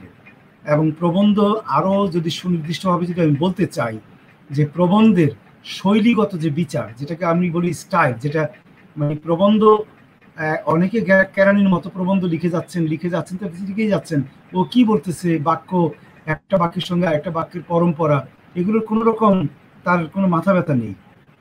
কিন্তু মাসুরের গদ্য যখন আমরা পড়ি তখন কারো পক্ষে এমন একটি বাক্য খুঁজে পাওয়া যাবে না মাসুরের গদ্যে যেটাকে পরম্পরাহীন বলা যাবে, যেটাকে বলা যাবে যে যে প্রথম থেকে যখন শুরু হলো শেষ বাক্যটি পর্যন্ত তার যে ছন্দময়তা, একটা নির্দিষ্ট, যেমন আপনি যখন একটা কবিতা লিখবেন, আপনি যখন কবিতাটা আপনি ধরা যাক যে স্বরবৃত্তে যখন লিখিবেন, তখন স্বরবৃত্তে একদম শুরু থেকে শেষ পর্যন্ত সেই ছন্দটা আপনাকে বজায় রাখতে হবে।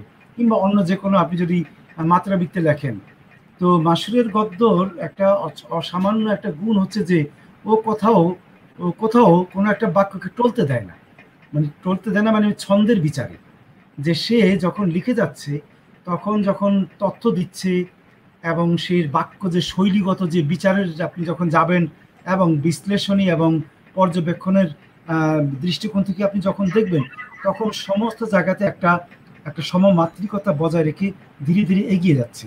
আমি নিজে সত্যি কথা বলতে কি, আমি কখনো কখনো মাসুরের গদ্যের গুণের কাছাকাছি চলে যাই, আমি অনেস্টলি বলছি। কিন্তু আমার নিজের কাছে আমি বুঝতে পারি ওর মতো করে একদম একটি প্রবন্ধে ধারাবাহিকভাবে এইটা আমি অনেক সময় বজায় রাখতে পারি না। সোজা কথা, যেটা আমি নিজে বিবেচনা করি। থ্যাংক ইউ রাজু ভাই। আমিও কিন্তু রাজু পার্সোনালি মনে করি কি, একটা ব্যাপার হচ্ছে মাসুরের অসামান্য একটা ব্যাপার হচ্ছে যে ওর কোনো প্রবন্ধে কোথাও গিয়ে এটা এই ঝুলে যাওয়ার ব্যাপারটা পাবেন না। কিন্তু আপনি আমার প্রবন্ধে আপনি পাবেন, আপনি বলতে পারবেন যে আমার প্রবন্ধে অনেক জায়গা আছে জ্বলে যাচ্ছি, মানে ইয়ে হচ্ছে, কিন্তু মাসুরের মধ্যে কিন্তু এটা আপনি কোনো প্রবন্ধে পাবেন না। এটা মানে এমন না যে এইগুলো বন্ধুরা আপনারা আসলে একটা সিন্ডিকেট, বুঝছেন রাজু ভাই, মানে আপনারা আসলে একটা সিন্ডিকেট, মানে এই যে রাইসুদা, আপনি, মাসুর ভাই, হ্যাঁ আপনারা আসলে একটা সিন্ডিকেট। হ্যাঁ যদি বলেন সিন্ডিকেট, তাহলে এই সিন্ডিকেট হচ্ছে মানে সত্যিকারের গুণের সিন্ডিকেট যদি আপনি বলতে চান, এর বাইরে কিছুই না। কারণ আমি তো আমার ত্রুটি স্বীকার করছি এবং আমি সেখানে আমি বলছি যে সোজা কথা, সেটা হচ্ছে যে এইগুলো আমাদের দেশে তো শোনেন, আমাদের দেশ হচ্ছে সোজা কথা, এটা একটা মূর্খদের দেশ, বামনদের দেশ। আপনি গদ্য সাহিত্য নিয়ে আপনি কোনো বিবেচনা, কোনো এইগুলো আপনি মূল্যায়ন আপনি পাবেনই না। কেউ জানেই না কে কি প্রবন্ধ লিখতেছে, কেন লিখতেছে, কি সে কোথায় কি, এগুলো কেউ জানে না। আপনি হয়তো কবিতা লিখতেছে, পড়াশোনা করে না কেউ, তো বুঝেও না যে বঙ্কিমী গদ্য আর রবীন্দ্রনাথের গদ্যের ফারাকটা কি। বাংলা গদ্য লিখতে আসবেন, আপনি যদি ঘরে বাইরে না পড়ে বাংলা সাহিত্য লিখতে আসেন, আপনি তো একটা বিপদে পড়ে যাবেন আসলে। আপনাকে কিন্তু আবার আপনি যদি দুর্গেশ নন্দিনী না পড়েও বাংলা সাহিত্য করতে আসেন, আর এক বিপদে পড়ে যাবেন। কারণ এই দুই ধারার যে শক্তিশালী গদ্য আর এক ধরনের একটা আপনার খুবই লফটি গদ্য, দুইয়ের মধ্যে ফারাক তো বঙ্কিম আর রবীন্দ্রনাথের মধ্যে ভালো করে পড়লেই তো পুরো ক্লিয়ার। আসলে মানুষজন না পড়ে হঠাৎ এসে লেখা শুরু করে, পরম্পরাটা ধরে রাখতে হবে। তো এই গদ্য, মানিকের গদ্য কত ভালো রাজু দেখেন, এবং সৈয়দ ওয়ালিউল্লাহর গদ্য আপনি চিন্তা করেন কোন রকমের স্টাইলিশ। ভাই আমাদের সময় কিন্তু প্রায় শেষ। আমাদের আরো কয়েকটা মানে 2-3টা অন্তত সেগমেন্ট রয়ে গেছে, ফলে আমার দ্রুত করতে হবে। অনেক ধন্যবাদ। অবাক হলাম যে রাজু এখানে এসেছে। আমার ছিল, কিন্তু আপনি তো আপনার সেই সব বলার শুধু, আমি তো শুধুমাত্র ওর গদ্যের শৈলীর বিচার করলাম। ওর আরো গদ্যের মধ্যে আরো অনেক বিষয় আছে, সেগুলো তো এখনো বলাই হয়নি। দ্বিতীয়ত হলো মাসুরের প্রাবন্ধিক কবি হিসেবে যে ওর যে গুরুত্ব, তারপরে মাসুরের অনুবাদক হিসেবে যে গুরুত্ব, সেগুলো তো বলাই হয়নি। সেগুলো তো যদি এখন সুযোগ না দেন, তাহলে তো এইখানেই আমাকে থেমে থাকতে হবে। বলেন। এই যে শিমুল ফ্রিজ হয়ে গেছে রাজু। হ্যাঁ শিমুল, তো এখন কি আমার মনে হয় ফ্রিজ হয়ে গেছে। হ্যাঁ, ফ্রিজ হয়ে গেছে। আপনার ভলটেয়ারের কাজ চলছে? আপনার ভলটেয়ারের কাজ চলছে? হ্যাঁ, ওটা চলতেছে, ওটা প্রায় শেষ মাসুর, ওটা শেষ পর্যায়ে। তো এখন যাই অডিয়েন্সে যারা আছে তাদের জন্য আমি বলি, সেটা হচ্ছে যে মাসুরের পরিচয়, মূল পরিচয় শুধুমাত্র প্রবন্ধে নয়, আমি মনে করি মাসুরের পরিচয় 3টি জায়গাতে, এবং 3টি জায়গাতেই একদম শীর্ষস্থানীয়। এই জন্য যে যখন মাসুর অনুবাদ করে, সেই অনুবাদও শুধুমাত্র দায় সারা গোছের অনুবাদের জন্য অনুবাদ করা নয়, সেই অনুবাদগুলোর মধ্যে তার অসম্ভব রকমের লিপ্ততা থাকে। সেই লিপ্ততা এমন একটি জায়গায় যেখানে মাসরুরের চরিত্রেরই আরেকটি স্ফুরণ ঘটে। মাসরুর মানে ব্যাপারটা এই যে শুধু অনুবাদের জন্য অনুবাদ করা নয়, সেইখানে মাসরুরের চরিত্রের অন্য আরেকটি মানে আদর যাতে সেখানে প্রস্ফুটিত। যেমন হোমারের যখন অনুবাদ করা হয়, সেইখানে সে যে পরিশ্রম নিয়ে ইলিয়াডটা করতে গিয়ে রাজু আমার বয়স বেড়ে গেছে। ইলিয়াড করতে গিয়ে ওই 950 পাতার বই, আমার মিনিমাম 3 বছর বয়স চলে গেছে ইলিয়াডে। অনেক বেশি খাটছিলাম ইলিয়াডে। মানে রাজু ভাই, আপনাদের আড্ডা তো অনন্তকাল ব্যাপী, আপনাদের আড্ডা শেষ হবে না। আমি বলতে চাই যে রাজু ভাই, আপনাকে অনেক ধন্যবাদ, আপনি আমাকে সারপ্রাইজ দিয়েছেন। লাভ ইউ রাজু ভাই, একটা সেকেন্ড, থ্যাংক ইউ। এই ব্যাটারি নিয়ে আসো তো, চার্জ চলে যাবে, তাড়াতাড়ি করো।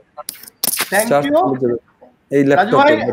মানে হ্যাঁ বলেন, মাস্টার বলেন। না রাজু, অনেক অনেক অনেক ধন্যবাদ রাজু, অনেক ধন্যবাদ। এই কয়েকজন বন্ধু আছে যারা শিমুল এবং মাসরুর, আমাকে ধন্যবাদ দেওয়ার কোনোই কারণ নাই। সেটা হচ্ছে যে এই জন্য যে আমি যে এরকম একজন বড় মানুষ, বড় বন্ধু এবং বড় লেখকের জন্মদিনে অংশগ্রহণের সুযোগ পেলাম এবং কিছু কথা বলার সুযোগ পেলাম, এই জন্য আমি শিমুলের কাছে বিশেষত কৃতজ্ঞতা জানাই। এবং আপনার সম্পর্কে বলে শেষ করা যাবে না, এইটা একটা সূচনা মাত্র। সূচনাটা এইভাবেই থাকুক, সূচনা হিসেবেই থাকুক। যেহেতু সময় নেই, আমরা এটা অবশ্যই কন্টিনিউ করব, এবং সেটা কাগজের অক্ষরে। ধন্যবাদ রাজু ভাই, এই কাগজের অক্ষরে আপনার লেখা পড়বার মানে আশায় রইলাম। আমি নিশ্চিত সেটা মানে দুর্দান্ত হবে এবং তাতে মাসুর ভাইকে আলাদা করে চেনা যাবে। কারণ এই বন্ধুর সম্পর্কে না লিখতে পারলে এটা আমারই সীমাবদ্ধতা এবং আমারই অঙ্গহানি, এটা আমারই অঙ্গহানি হবে। আমি এখানে একটা কথা বলি, আমার ফ্রান্স কাফকা গল্প সমগ্রের সবচেয়ে পূর্ণাঙ্গ প্রবন্ধটা কিন্তু আমার অনুবাদটা নিয়ে রাজুর লেখা। হ্যাঁ, আমার অনুবাদটা নিয়ে সবচেয়ে পূর্ণাঙ্গ প্রবন্ধটা আপনার লেখা, সেই 2013 সালে। হ্যাঁ, একদমই। থ্যাংক ইউ রাজু ভাই। হ্যাঁ, আপনাকে ধন্যবাদ শিমুল। হ্যাঁ, আপনাকে মাসুর, আপনাকে ধন্যবাদ। এবং আলী ফরিদ কবির ভাই লিখছেন, দারুণ হচ্ছে। আমি জানি না শুনতে পাচ্ছেন কিনা কেউ। তো তার মানে আমাদের কথাবার্তা রাজু ভালোই হচ্ছে। হ্যাঁ হ্যাঁ, আমার তো তাই মনে হচ্ছে। বাট আমি খুব ক্লান্ত, সিলেটে গেছিলাম তো, রাস্তায় জার্নি করে ফিরছি। আপনি আজকে ফিরেছেন? হ্যাঁ, আজকে ফিরে মাত্র বাসায় ফেরার মানে কিছুক্ষণের মধ্যে বসে যেতেছে, রাস্তায় প্রচুর জ্যাম ছিল। আমি ছবি দেখলাম। হ্যাঁ, ছবি কালকে রাতের পোস্ট দেখছিলেন? হ্যাঁ, কোনটা? কালকে রাতের বার্থডে পোস্টটা দেখেছিলেন? কোন পোস্টটা বলেন তো মশুর? আমার নিজের বার্থডে নিজের পোস্ট, ছোট্ট একটা। ও না না, ওটা আমি কমেন্ট করছি তো, আমি কমেন্ট করলাম, লাইক দিলাম। তাই না? ও আচ্ছা আচ্ছা। না, আমি এখানে আছে ওইটা। ভালো লাগলো যে, যাক ভালো হয়েছে আপনি ঢাকার বাইরে গিয়ে একটু, এটা দরকার ছিল, ভালো হয়েছে। আপনি এনজয় করছেন, বন্ধুরাও আপনাকে উপলক্ষ করে উপভোগ করছে, এটা একটা ভালো এটা একটা ভালো আমি মনে করি। আর এখন সেটা হলো যে আপনার সঙ্গে তো ওই ইন্টারভিউ নিয়ে তো কথাটা পেন্ডিং থাকলো, তাই? জি জি জি, কথাটা পেন্ডিং থাকলো। আর আমাদের আসলে শিমুলও নাই, আমি জানি না আমাদেরকে দুজনেরই বের হয়ে যাওয়া উচিত কিনা, কারণ বেরিয়ে গিয়ে আমি আপনাকে কল দিচ্ছি। আমার মনে হয় বেরিয়ে যাই নাকি, আমি অন্তত বেরিয়ে যাই, আমার তো আর কাজ নেই। আমিও যাই বের হয়ে আসলে। উপস্থাপক নিজেই নেই, সো আমি আর নিজে কি বলবো, দুজনে আমরা কথা বলবো। হ্যাঁ, মঞ্চ ধরে রেখে বসে আছি।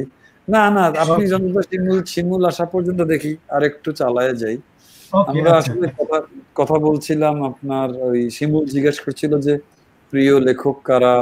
হ্যাঁ, সতীনাথ ভাদুড়ীকে আপনি যেভাবে গুরুত্ব দিয়েছেন, আমাদের অনেক লেখকরা এইভাবে বিবেচনা করেনি। কারণ হচ্ছে সতীনাথ ভাদুড়ীর সরি আপনি ওই যে শিমুল ফিরে আসছে।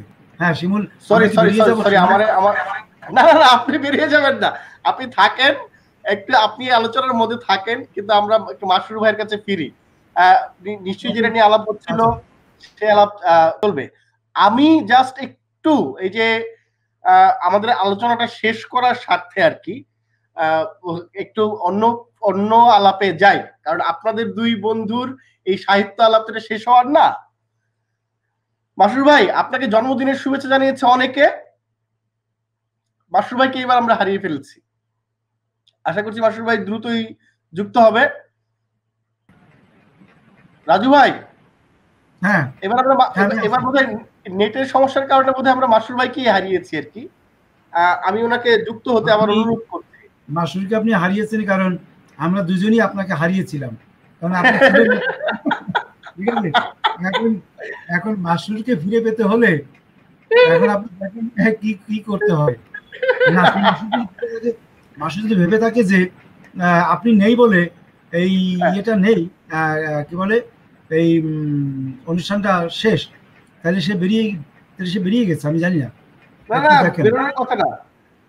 ওকে, দেখেন আমি আছি, আমি ইউটিউবে থাকলেও আছি, আপনি দেখেন মাসুরকে পাওয়া যায় কিনা।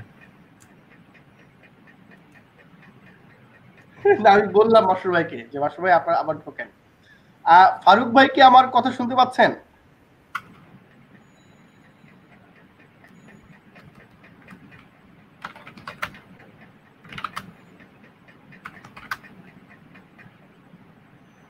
মানে মাসুর ভাইয়ের এই যে কৃতি, মানে মাসুর ভাইয়ের ব্যাটারির ল্যাপটপের ব্যাটারিটা বোধহয় চার্জ শেষ হয়েছে, ফলে আমরা একটু অপেক্ষা করি। রাজু ভাই, এর মধ্যে আপনি একটু বলতে পারেন আমাদেরকে যে আপনি যেটা বলতেছিলেন যে সতীনাথ ভাদুড়ীর উপন্যাস নিয়ে বলতেছিলেন মাসুর ভাইয়ের প্রসঙ্গে, সেটা যদি বলেন। ওকে, এক হলো মাসুরের যে ইন্টারভিউ নেওয়া হচ্ছে বা নেওয়া হয়ে গেছে ইতিমধ্যে, এবং সেগুলোর কিছু কিছু অংশ আমরা যারা পড়ার সুযোগ পেলাম ফেসবুকে, তাতে করে আমার মনে হচ্ছে যে মাসুরের বিশ্লেষণের কারণে, পর্যবেক্ষণের কারণে বাংলা সাহিত্যের অনেক বড় বড় লেখকরা সংকটে পড়ে যাবেন। ঠিক আছে, কেন পড়ে যাবেন? বিষয়গুলো হচ্ছে যে বাংলা সাহিত্য যেভাবে একটি যে মোরালিটির জায়গা থেকে এগিয়ে যাচ্ছিল মাসুরের ভাষ্য অনুযায়ী, ঠিক আছে, সেই জায়গাগুলোতে মাসুর কতগুলো কুঠারাঘাত করেছে যদি আপনি দেখে থাকেন। হ্যাঁ, কুঠারাঘাতটাকে আপনি কিভাবে ব্যাখ্যা করেন?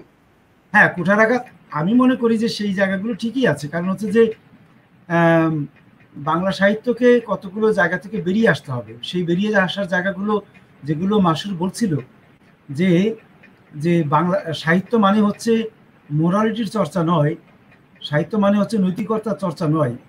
আবার একই সঙ্গে যদি এখানে অনুক্ত থেকে থাকে, আমি আবার এটাও বলবো সাহিত্য হচ্ছে আবার নতুন কতগুলো মূল্যবোধ তৈরি করার জায়গা, নতুন কতগুলো নীতি, মানে যেটি আপনি যেটা বলছেন যে নৈতিকতা, নতুন কতগুলো নৈতিকতাকে সে উপস্থাপন করে, মানে প্রচলিত যে নৈতিকতা আছে, নৈতিকতা বোধ আছে, সেই জায়গাগুলোকে ধ্বংস করে দিয়ে সে নতুন কতগুলো মূল্যবোধকে সামনে নিয়ে আসে। তো মাসরুর সেই জায়গাগুলোর সেই মানদণ্ড থেকে, বা যদি বলি যে সেই দৃষ্টিকোণ থেকে মাসরুর কতগুলো আঘাত করেছে, এবং সেই আঘাতগুলোর সঙ্গে আমি মানে অনেকখানি একমত যেমন বঙ্কিম এবং সৈয়দ শামসুল হকের সঙ্গে পাশাপাশি রেখে যেই মূল্যায়নটি হাজির করা হয়েছে গত মানে ফেসবুকের পোস্টে, সেই জায়গাগুলো কিন্তু আমাদেরকে কিন্তু এখন বিবেচনায় দেখতে হবে এই জন্য যে আমরা আসলে সাহিত্য যখন করি, সাহিত্যের বিবেচনাগুলো আমরা যখন ওই আপনি যেই মানদণ্ড থেকেই বলেন, সেটা আমরা আসলে কি চাই? আমরা পুরনো গল্পগুলোই শোনাতে চাই, পুরনো যে নৈতিকতা বোধ সেই জায়গাগুলোতেই কি আমরা বারবার ঘূর্ণির মতো, সে কোনো জলের মতো ঘুরে ঘুরে একা কথা কয়, আমরা সেই কথাগুলি বলতে চাই, নাকি তার বাইরে গিয়ে আরেকটু নতুন কোনো কথা একদম একদম ঢুকাতে চাই? তো একদম সেই প্রণোদনাগুলো কিন্তু মাসরুর তৈরি করে দিচ্ছে। গোটা দারুণ। সাক্ষাৎকারটি আমাদের চোখের সামনে আসলে আমরা আরো বিস্তারিত বলতে পারবো, কিন্তু যদি সূচনা হিসেবে যদি বলি তাহলে আমি বলবো মানে এটি একটি অত্যন্ত আশাব্যঞ্জক একটি সূচনা। গ্রেট। এইটুকু হচ্ছে আমার আমি একটু ফারুক ভাইকে অ্যাড করলাম। আপনি কি ফারুক ভাই তুমি কি দেখতে পাচ্ছেন? আমি ফারুক ভাইকে দেখতে পাচ্ছি, পুরোপুরি দেখতে পাচ্ছি। কালো প্রেক্ষাপটে আমিও দেখতে পাচ্ছি। কালো প্রেক্ষাপটে আমরা শুনতে পাচ্ছি। কালো প্রেক্ষাপটে ফারুক ভাই টিয়া পাখির মতো কালো প্রেক্ষাপটে টিয়া পাখির রঙে ফারুক ভাইকে আমি দেখতে পাচ্ছি। মাসরুর ভাইকে আমরা একটু টেকনিক্যাল কারণে হারিয়েছি, কিন্তু আমাদের আলাপের কেন্দ্রবিন্দু আজকে মাসরুর আরিফিন। শুনতে পাচ্ছি, সব কথা শুনতে পেয়েছি, তোমার এবং রাজুর সব কথা শুনতে পেয়েছি। কিছুক্ষণ আগে যখন আমি কানেক্ট করতে পারছিলাম না তাও শুনতে পেয়েছি। আনফরচুনেটলি মাসরুর এখন নাই, যদি সম্ভব হয় সে ঢুকবে হয়তো, কিন্তু মাসরুর হয়তো পরে জানবে যে আমি এখানে ঢুকেছিলাম। আর রাজু আর একদিন তো খাচ্ছে, পান করছে, খাচ্ছে, এটা রাজুর একটা বিশাল একটা সুযোগ। আমাদের সবার এই সুযোগ নাই। কিন্তু আমি খাচ্ছি মানে আমরা তো সবাই না খেলে বাঁচবো কি করে? আমরা সবাই খাই। না খাওয়া পান একসাথে হচ্ছে তো। আমি কিন্তু ঈর্ষা করি আপনাকে, বুঝছেন? আপনি একজন স্প্যানিশ স্পিকিং মেয়েকে প্রেমে টেমে পটায় নিয়ে আসছেন, এর জন্য আমাদের একটু ঈর্ষাও আছে আপনার প্রতি। এবং সেই মেয়েটি বাংলাদেশে একজন কি বলবো আরফিন মানে ঢোকার চেষ্টা করছে। যাই হোক, তো আপনাকে ইচ্ছা করি আমরা সবাই। এইবার শিমুল এবার বোঝেন, মানে উনি কিন্তু একটা পুরুষতন্ত্রের কিন্তু একটা জিনিসই দাঁড় করান, সেটা হলো যে আমি পটিয়ে নিয়ে এসেছি, অর্থাৎ পুরুষ পটায় যেন নারীরা স্বেচ্ছায় আসবে না। এই যে পুরুষকে অভিযুক্ত করলেন আমাকে সামনে রেখে, আমাকে রাজু আলাউদ্দিনকে এই যে পচিয়ে দিলেন, একই সঙ্গে পুরুষতন্ত্রকে আপনি পচালেন। আপনাকে আমি মোটেই পটাইনি। ফরচুনেটলি এই ওই দক্ষিণ আমেরিকার এরা কিন্তু আমাদের কাছাকাছি আবহাওয়ার লোক, সুতরাং সেই কারণেই তারা আছে। ওরা যদি নরওয়ে কিংবা সুইডেন এখানকার লোক হইতো, তারা কিন্তু টিকতো না। ঠিক আছে না? সে তার নিজের আগ্রহ থেকে, নিজের কৌতূহল থেকেও বাংলাদেশে আসতে পারে। ঠিক আছে, সেটার জন্য আমাকে কৃতিত্ব দেওয়া ঠিক হবে না। আপনাকে কৃতিত্ব দিচ্ছি না, আমি ওকে কৃতিত্ব দিচ্ছি। হ্যাঁ, আপনার প্রতি ইয়ে হয়ে সে বাংলাদেশে চলে আসছে তো বটেই। সে বাংলা শিখছে, আপনি কার কাছে না, এবং আপনি কার সাথে কি করেন এগুলো সব নজর রাখে। হ্যাঁ, এটাও ভালো লাগলো যে আপনার সবকিছুর উপর নজর রাখে সে। হ্যাঁ, তা রাখে। এটা তো না রাখলে তো হবে না। এটা পুরুষ হিসেবে যেরকম নারীর উপরে আমরা রাখি, নারী হিসেবে পুরুষরা রাখে, এটাই স্বাভাবিক। অফকোর্স। তো এখন কি আমরা কি আপনি আর আমি আর কেউ নাই এখানে? কি ঘটনা? শিমুল তো নাই। এই যে ফারুক ভাই, এই যে মাসরুর মাসরুরেরই হোক জয়। এই ফারুক ভাই বিগ সারপ্রাইজ। রাজু তো আমাকে অনেক বড় অবাক করে দিছে, আপনাকে চেহারাটা দেখে অনেক অবাক হয়ে গেলাম। এটা রাজু না মাসরুর, এটাকে তো সুমন সালাউদ্দিন আমাকে বলছে, ফারুক ভাই আমি একটা সারপ্রাইজ দিব, আপনি প্লিজ ঢুকবেন। খুব ভালো করছেন ফারুক ভাই, সো নাইস অফ ইউ। আমি ভালো করে না, আমি এটা শিমুল সালাউদ্দিন বলছে আমি একটা সারপ্রাইজ দিতে চাই। হ্যাঁ সে আমাকে বলছে আপনার এখন দরকার নাই, এখন নাই, আমি আপনার রাজু এটা ওটা দরকার নাই। আমি একটা জিনিস, আমরা কি এখন লাইভে আছি, মানে প্রকাশ্যে আছি?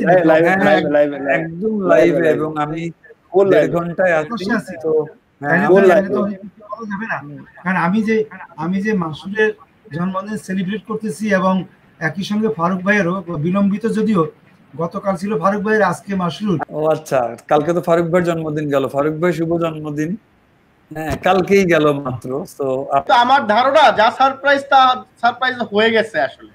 ফারুক ভাই তোমার সারপ্রাইজ নাই এখন, আমার সারপ্রাইজ নাই, সব পানি হয়ে গেছে। সারপ্রাইজ শেষ, মাসুদ ঢুকছে, মাসুদ আমাকে দেখে সারপ্রাইজ হয়েছে। মাসুদ ভেবেছিল রাজুর দেখে অনেক সারপ্রাইজ দিয়েছি।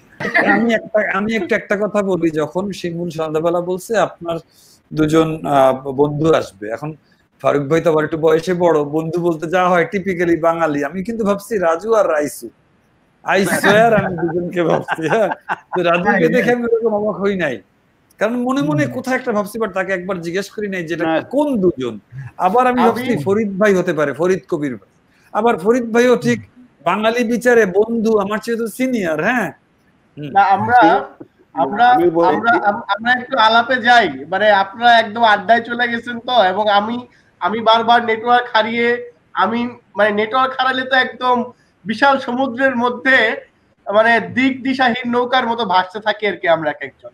যাই হোক, আমরা একটু একদম আমরা শেষ করব আলাপটা। ফারুক ভাই, আপনি কি 2 লাইনে একটু বলবেন যে ধরেন এই যে ব্যাংকার মাসরুর আরিফিন, মানে আপনি নিজে যেহেতু ব্যাংকার, আপনি নিজেও একটা ব্যাংকের মানে ম্যানেজিং ডিরেক্টর, সেই জায়গা থেকে ব্যাংকার মাসরুর আরিফিন যে এত সফল, এর কারণটা কি আসলে ফারুক ভাই? মানে এই প্রশ্নটা আমি ফারুক ভাই যেহেতু এক্সপার্ট মানুষ এই লাইনে, ফলে তার কাছ থেকে জানতে চাচ্ছি। না, বিষয়টা হচ্ছে যে সফল একটি বিষয় হচ্ছে যে আমাদের ব্যাংকিং এমডির যে ভূমিকা, তার সাথে যদি সাহিত্যকে আলাদা করা যায় তাহলে সে সফল। মাসুর যেমন সফল এমডি, তেমনি সফল সাহিত্যিক। আমি নিজেকে তার বাইরে মনে করি না। সুতরাং ব্যাংকের কাজ এবং সাহিত্য চর্চা দুটোকে যদি আলাদা করে রাখা যায় তাহলে কিন্তু সফল। আমাকে অনেকে ভাবতো যে আমি এই ব্যাংকে যে আমি কাজটা না করে লেখালেখি করি। আজকে 36 বছর 37 বছর ধরে আমি ব্যাংকের কাজ করি। আমি এখানে আসতাম, এখানে আসতে পারতাম না। আমি কোথায় থমকে যেতাম, বেড়ে যেতাম। আমি এখানে আসার অর্থ হচ্ছে আমি কোনো অফিসের কাজ অফিসে, লেখালেখির কাজে বাসায়। আমি আরফিন এটা খুব ভালো করে জানে যে আমি অফিসের কাজ অফিসে করি, বাকি সময়টুকু আমি একেবারে অসামাজিক একজন জীব। আরফিন এটা ভালো করে জানবে যে আমি কোনো সামাজিক অনুষ্ঠানে যাই না, আমি টিভি দেখি না, নিউজ পেপার পড়ি না, ভাই বোনদের সাথে তেমন কোনো যোগাযোগ নাই। জাস্ট যে যখন সময় পাই আমি টেবিলে থাকি, এবং এটা নিয়ে কথা হয় যে অফিস থেকে এসে আমি কেন টেবিলে বসে থাকি, ছুটির দিনে কোথাও আমি যাই না। সুতরাং এইটার মধ্যে পার্থক্য আছে। সফলতা ব্যর্থতার বিষয় না, বিষয়টা হচ্ছে যে ডেডিকেশন। এই ডেডিকেশনটা আমরা যারা রক্ষা করতে পেরেছি তারাই হয়তো কিছু করতে পেরেছে। আমি করতে পেরেছি কিনা জানি না, আরফিন কিছু করতে পেরেছে কিনা জানি না, কিন্তু ডেডিকেশনটা আমাদের দুজনের মধ্যে আছে। আরফিনকে আমি যখন সিটিব্যাংকে পাই আমার কলিগ হিসাবে, আরফিনকে তখন একদম বলে, আরফিন আপনার মনে থাকতে পারে যে আরফিন আপনি এসব বাদ দিয়ে আবার ব্যাংকার হয়ে গেলেন, আমরা আগের ইয়েটা কোথায়, অনুবাদটা কোথায়? আরফিন এগ্রিড যে হ্যাঁ এটা ঠিক, যে এটা শুরু করা উচিত, এবং সেটা স্বীকার করেছে। তার কাফকার ভূমিকাতে আমি খুব অনার্ড যে সে আমার নাম লিখেছে, স্বীকার করেছে। এটুকু স্বীকার করতে আমারও বাধা নাই, আরফিনের বাধা নেই। বিকজ আমরা আরফিনকে উজ্জীবিত করেছি যে আরফিনকে যেভাবে আরফিনকে চিনতাম ব্যাংকার হিসেবে না, আরফিনকে চিনতাম অনুবাদক হিসাবে। তো সেই হিসাবে আরফিন কিন্তু ফিরে আসছে ওর জায়গায়। দারুণ দারুণ। হয়তো আমার কিছু ভূমিকা ছিল, আমি উজ্জীবিত করেছি। এটা আরফিন স্বীকার করুক আর না করুক, আমি এটা মনে করি। আমি এক লাইনে বলি আসলে কি, ফারুক ভাই সিটি ব্যাংকে যখন ফারুক ভাই আসলেন, আমি তো ফারুক ভাইয়ের আগে সিটি ব্যাংকে জয়েন করি, ফারুক ভাই আসার পরে আপনার যেটা হলো যে পাশের রুমেই বসা ফারুক মঈনুদ্দিন এন্ড উনি তো নামকরা লেখক এবং হ্যাঁ। ব্যাংকে লোকজন আসেন লেখালেখির জগতের, আমি টোটাল লেখালেখি থেকে দূরে। আমি 2001-এ ঈশ্বরদী লেখার পরে মেয়র মিউলের গল্পের পরে একদম গ্যাপ, এবং ফারুক ভাই আমাকে মনে করায় দিলেন মাটি পর্বের লেখালেখির কথা, বললেন যে ওইটা টোটাল বলে গিয়ে আমি টোটাল ব্যাংকার হয়ে গেলাম। এন্ড ফারুক ভাইয়ের ধাক্কাতে কিন্তু আমি ফ্রান্স কাফকা গল্প সমগ্রটা আবার আমি সাহিত্যটা শুরু করলাম নিজের লেখালেখির জায়গায়। আমি তখন শুধু পড়তাম, তো এখানে অস্বীকার করার কোনো রকম কোনো চান্সই নাই। এবং আমি এখানে পরিষ্কার আমার ফ্রান্স কাফকা গল্প সমগ্রের ভূমিকায়ও লেখার কথা যে পাশের রুমে বসা লেখক ফারুক মঈনুদ্দিন, এবং ওনার অনুপ্রেরণাটা আমাকে আবার আবার নিজের লেখালেখিতে ফিরে আনে। তখন আমি ছিলাম শুধু অসাধারণ। ফারুক ভাই এবং রাজু ভাই, আপনাদের দুজনকে অনেক ধন্যবাদ জানাচ্ছি এই আয়োজনে অংশ নেওয়ার জন্য। ফারুক ভাই আমার কথা কি শুনতে পাইছিলেন নাকি বের হয়ে গেছে? পুরো শুনতে পেয়েছি, এবং আমি নিজে বলেছি, আপনি স্বীকার করেছেন এটা ঠিক। না না না, পাশের রুমে দেখি কি বিরাট ফারুক থ্যাংক ইউ। আমাদের এবং বড় লেখক, আমার জন্য এটা বিরাট অনুপ্রেরণা ছিল। থ্যাংক ইউ মাসুর ভাই, থ্যাংক ইউ মাসুর ভাই। আমরা শেষ করব আয়োজনটা, আমাদের নেটও ঝামেলা করছে। রাজু ভাই এবং ফারুক মঈনুদ্দিন ভাই দুইজনকেই অনেক ধন্যবাদ জানাচ্ছি। মাসুর ভাই, আমাদের একদম 2 মিনিটের মধ্যে শেষ করবো আমরা। এই পর্বটার নাম চটজলদি। এখানে কয়েকটা শব্দ আমি বলবো, আপনি একবারই, মানে আমাদের শোটার নাম তো ইন তার ভিউ, মানে আপনার ভিউ বা দৃষ্টিভঙ্গি কি এই শব্দগুলো নিয়ে তা বলবেন। এটা করে আমরা শেষ করব আসলে আয়োজন। প্লিজ শেষ করেন, 1 ঘন্টা 32 মিনিট। প্রথম শব্দটা হলো প্রেম। প্রেম, সাথে সাথে উত্তর দিতে হবে, আবার চলে গেছে। হ্যাঁ, প্রেমের উত্তর একটাই দিতে পারি যে প্রেম একটা কমিটমেন্ট, এবং এই পৃথিবীতে একটা, যেখানে পুরো হিউম্যান প্রজেক্টটাই একটা ভুল বোঝাবুঝি, একটা মারাত্মক ভুল, সেইখানে এই ভুলটা বহু আগেই যেন আমাদেরকে জীবনে ভুল করাটা থামিয়ে না দেওয়ার ব্যাপারে প্রেম বিরাট সহায়তা করে। প্রেম সবকিছুর গোড়ায়, সেটা ঈশ্বর প্রেম, মানুষের প্রতি প্রেম, প্রকৃতির প্রতি প্রেম। শিমুল কি আছেন? না হলে আবার নেটের সমস্যা। 1 ঘন্টা 38 মিনিট হয়ে গেছে। সমস্ত দর্শক যারা শুনছেন তাদের সবার কাছে আপনাদের প্রচুর মেসেজ এসছে, উত্তর দিতে পারলাম না। এর মধ্যে 1 ঘন্টা 38 মিনিট চলে গেল। তো আপনাদের সবার কাছ থেকে বিদায় নিচ্ছি। ফারুক ভাই, আসলে আমরা দুজনেই না সবার কাছ থেকে বিদায় নিয়ে বের হয়ে যাই। 1 ঘন্টা হয়ে গেছে। হ্যাঁ, অনেক রাত হয়েছে। ফারুক ভাই, আপনি ভালো থাকেন। আপনি এসেছেন আমার জন্য সম্মানের, অনেক অনেক আনন্দের, অনুপ্রেরণা, সম্মানের। থ্যাংক ইউ ফারুক ভাই। আমাকে বলেছে, যখন শিমুল বলছে, আমি ইমিডিয়েটলি এগ্রিড যে আরফিন থাকলে আমি যাব। এটা বলেছে ফারুক ভাই। Thank you. আর কালকে আপনার বার্থডে কেমন গেছে? ভালো? আরে বার্থডে অফিস ছিল তো কালকে, তাই না? হ্যাঁ, অফিস ছিল, ইসিবি থেকে ছিল, ইসিবি থেকে অনেক গ্রিলিং হয়েছে, এবং ওরা কেউ জানতো না আমার বার্থডে, কিন্তু অফিসার ওরা করেছে, অনেক ভালোভাবে করেছে। It was wonderful experience from my colleagues. আমি জানি না, আপনি তো গিয়ে বসে আছেন ভাই।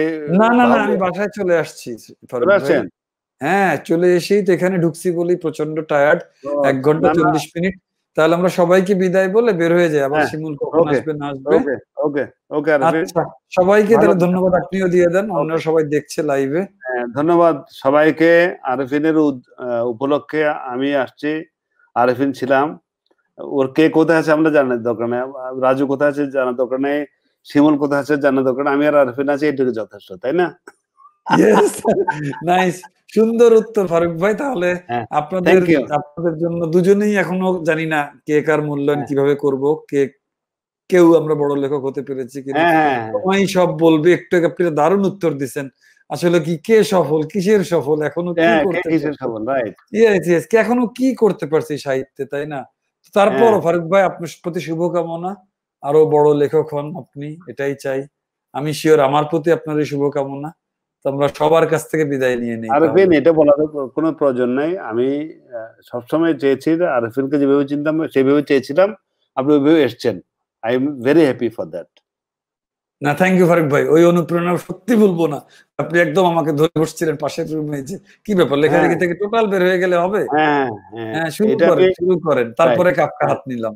হ্যাঁ, জি, thank you Arfin, thank you good night Faruk ভাই, good night, very good night. প্রিয় দর্শক, দীর্ঘ সময় ধরে আপনারা একটা প্রাণবন্ত আলোচনা শুনেছেন। নানা রকমের আসলে বিশেষত নেটওয়ার্ক বিভ্রাটের কারণে কিছু বিভ্রাট তৈরি হয়েছে। আশা করি সেগুলো ক্ষমা সুন্দর দৃষ্টিতে দেখে আপনারা এই আয়োজনটিকে উপভোগ করবেন এবং আমাদের আগামীকালকের যে আয়োজন সেটির জন্য আগাম আমন্ত্রণ জানিয়ে আমাদের আজকের আলাপ আমরা শেষ করছি এখানেই। যারা এতক্ষণ আমাদের সাথে ছিলেন সবাইকে অনেক ধন্যবাদ। আলাপটি পছন্দ হলে আপনারা এটি শেয়ার করুন, ছড়িয়ে দিন যারা আপনাদের প্রিয় মানুষ তাদের মধ্যে। সবাইকে অনেক ধন্যবাদ, ভালো থাকুন, সুস্থ থাকুন।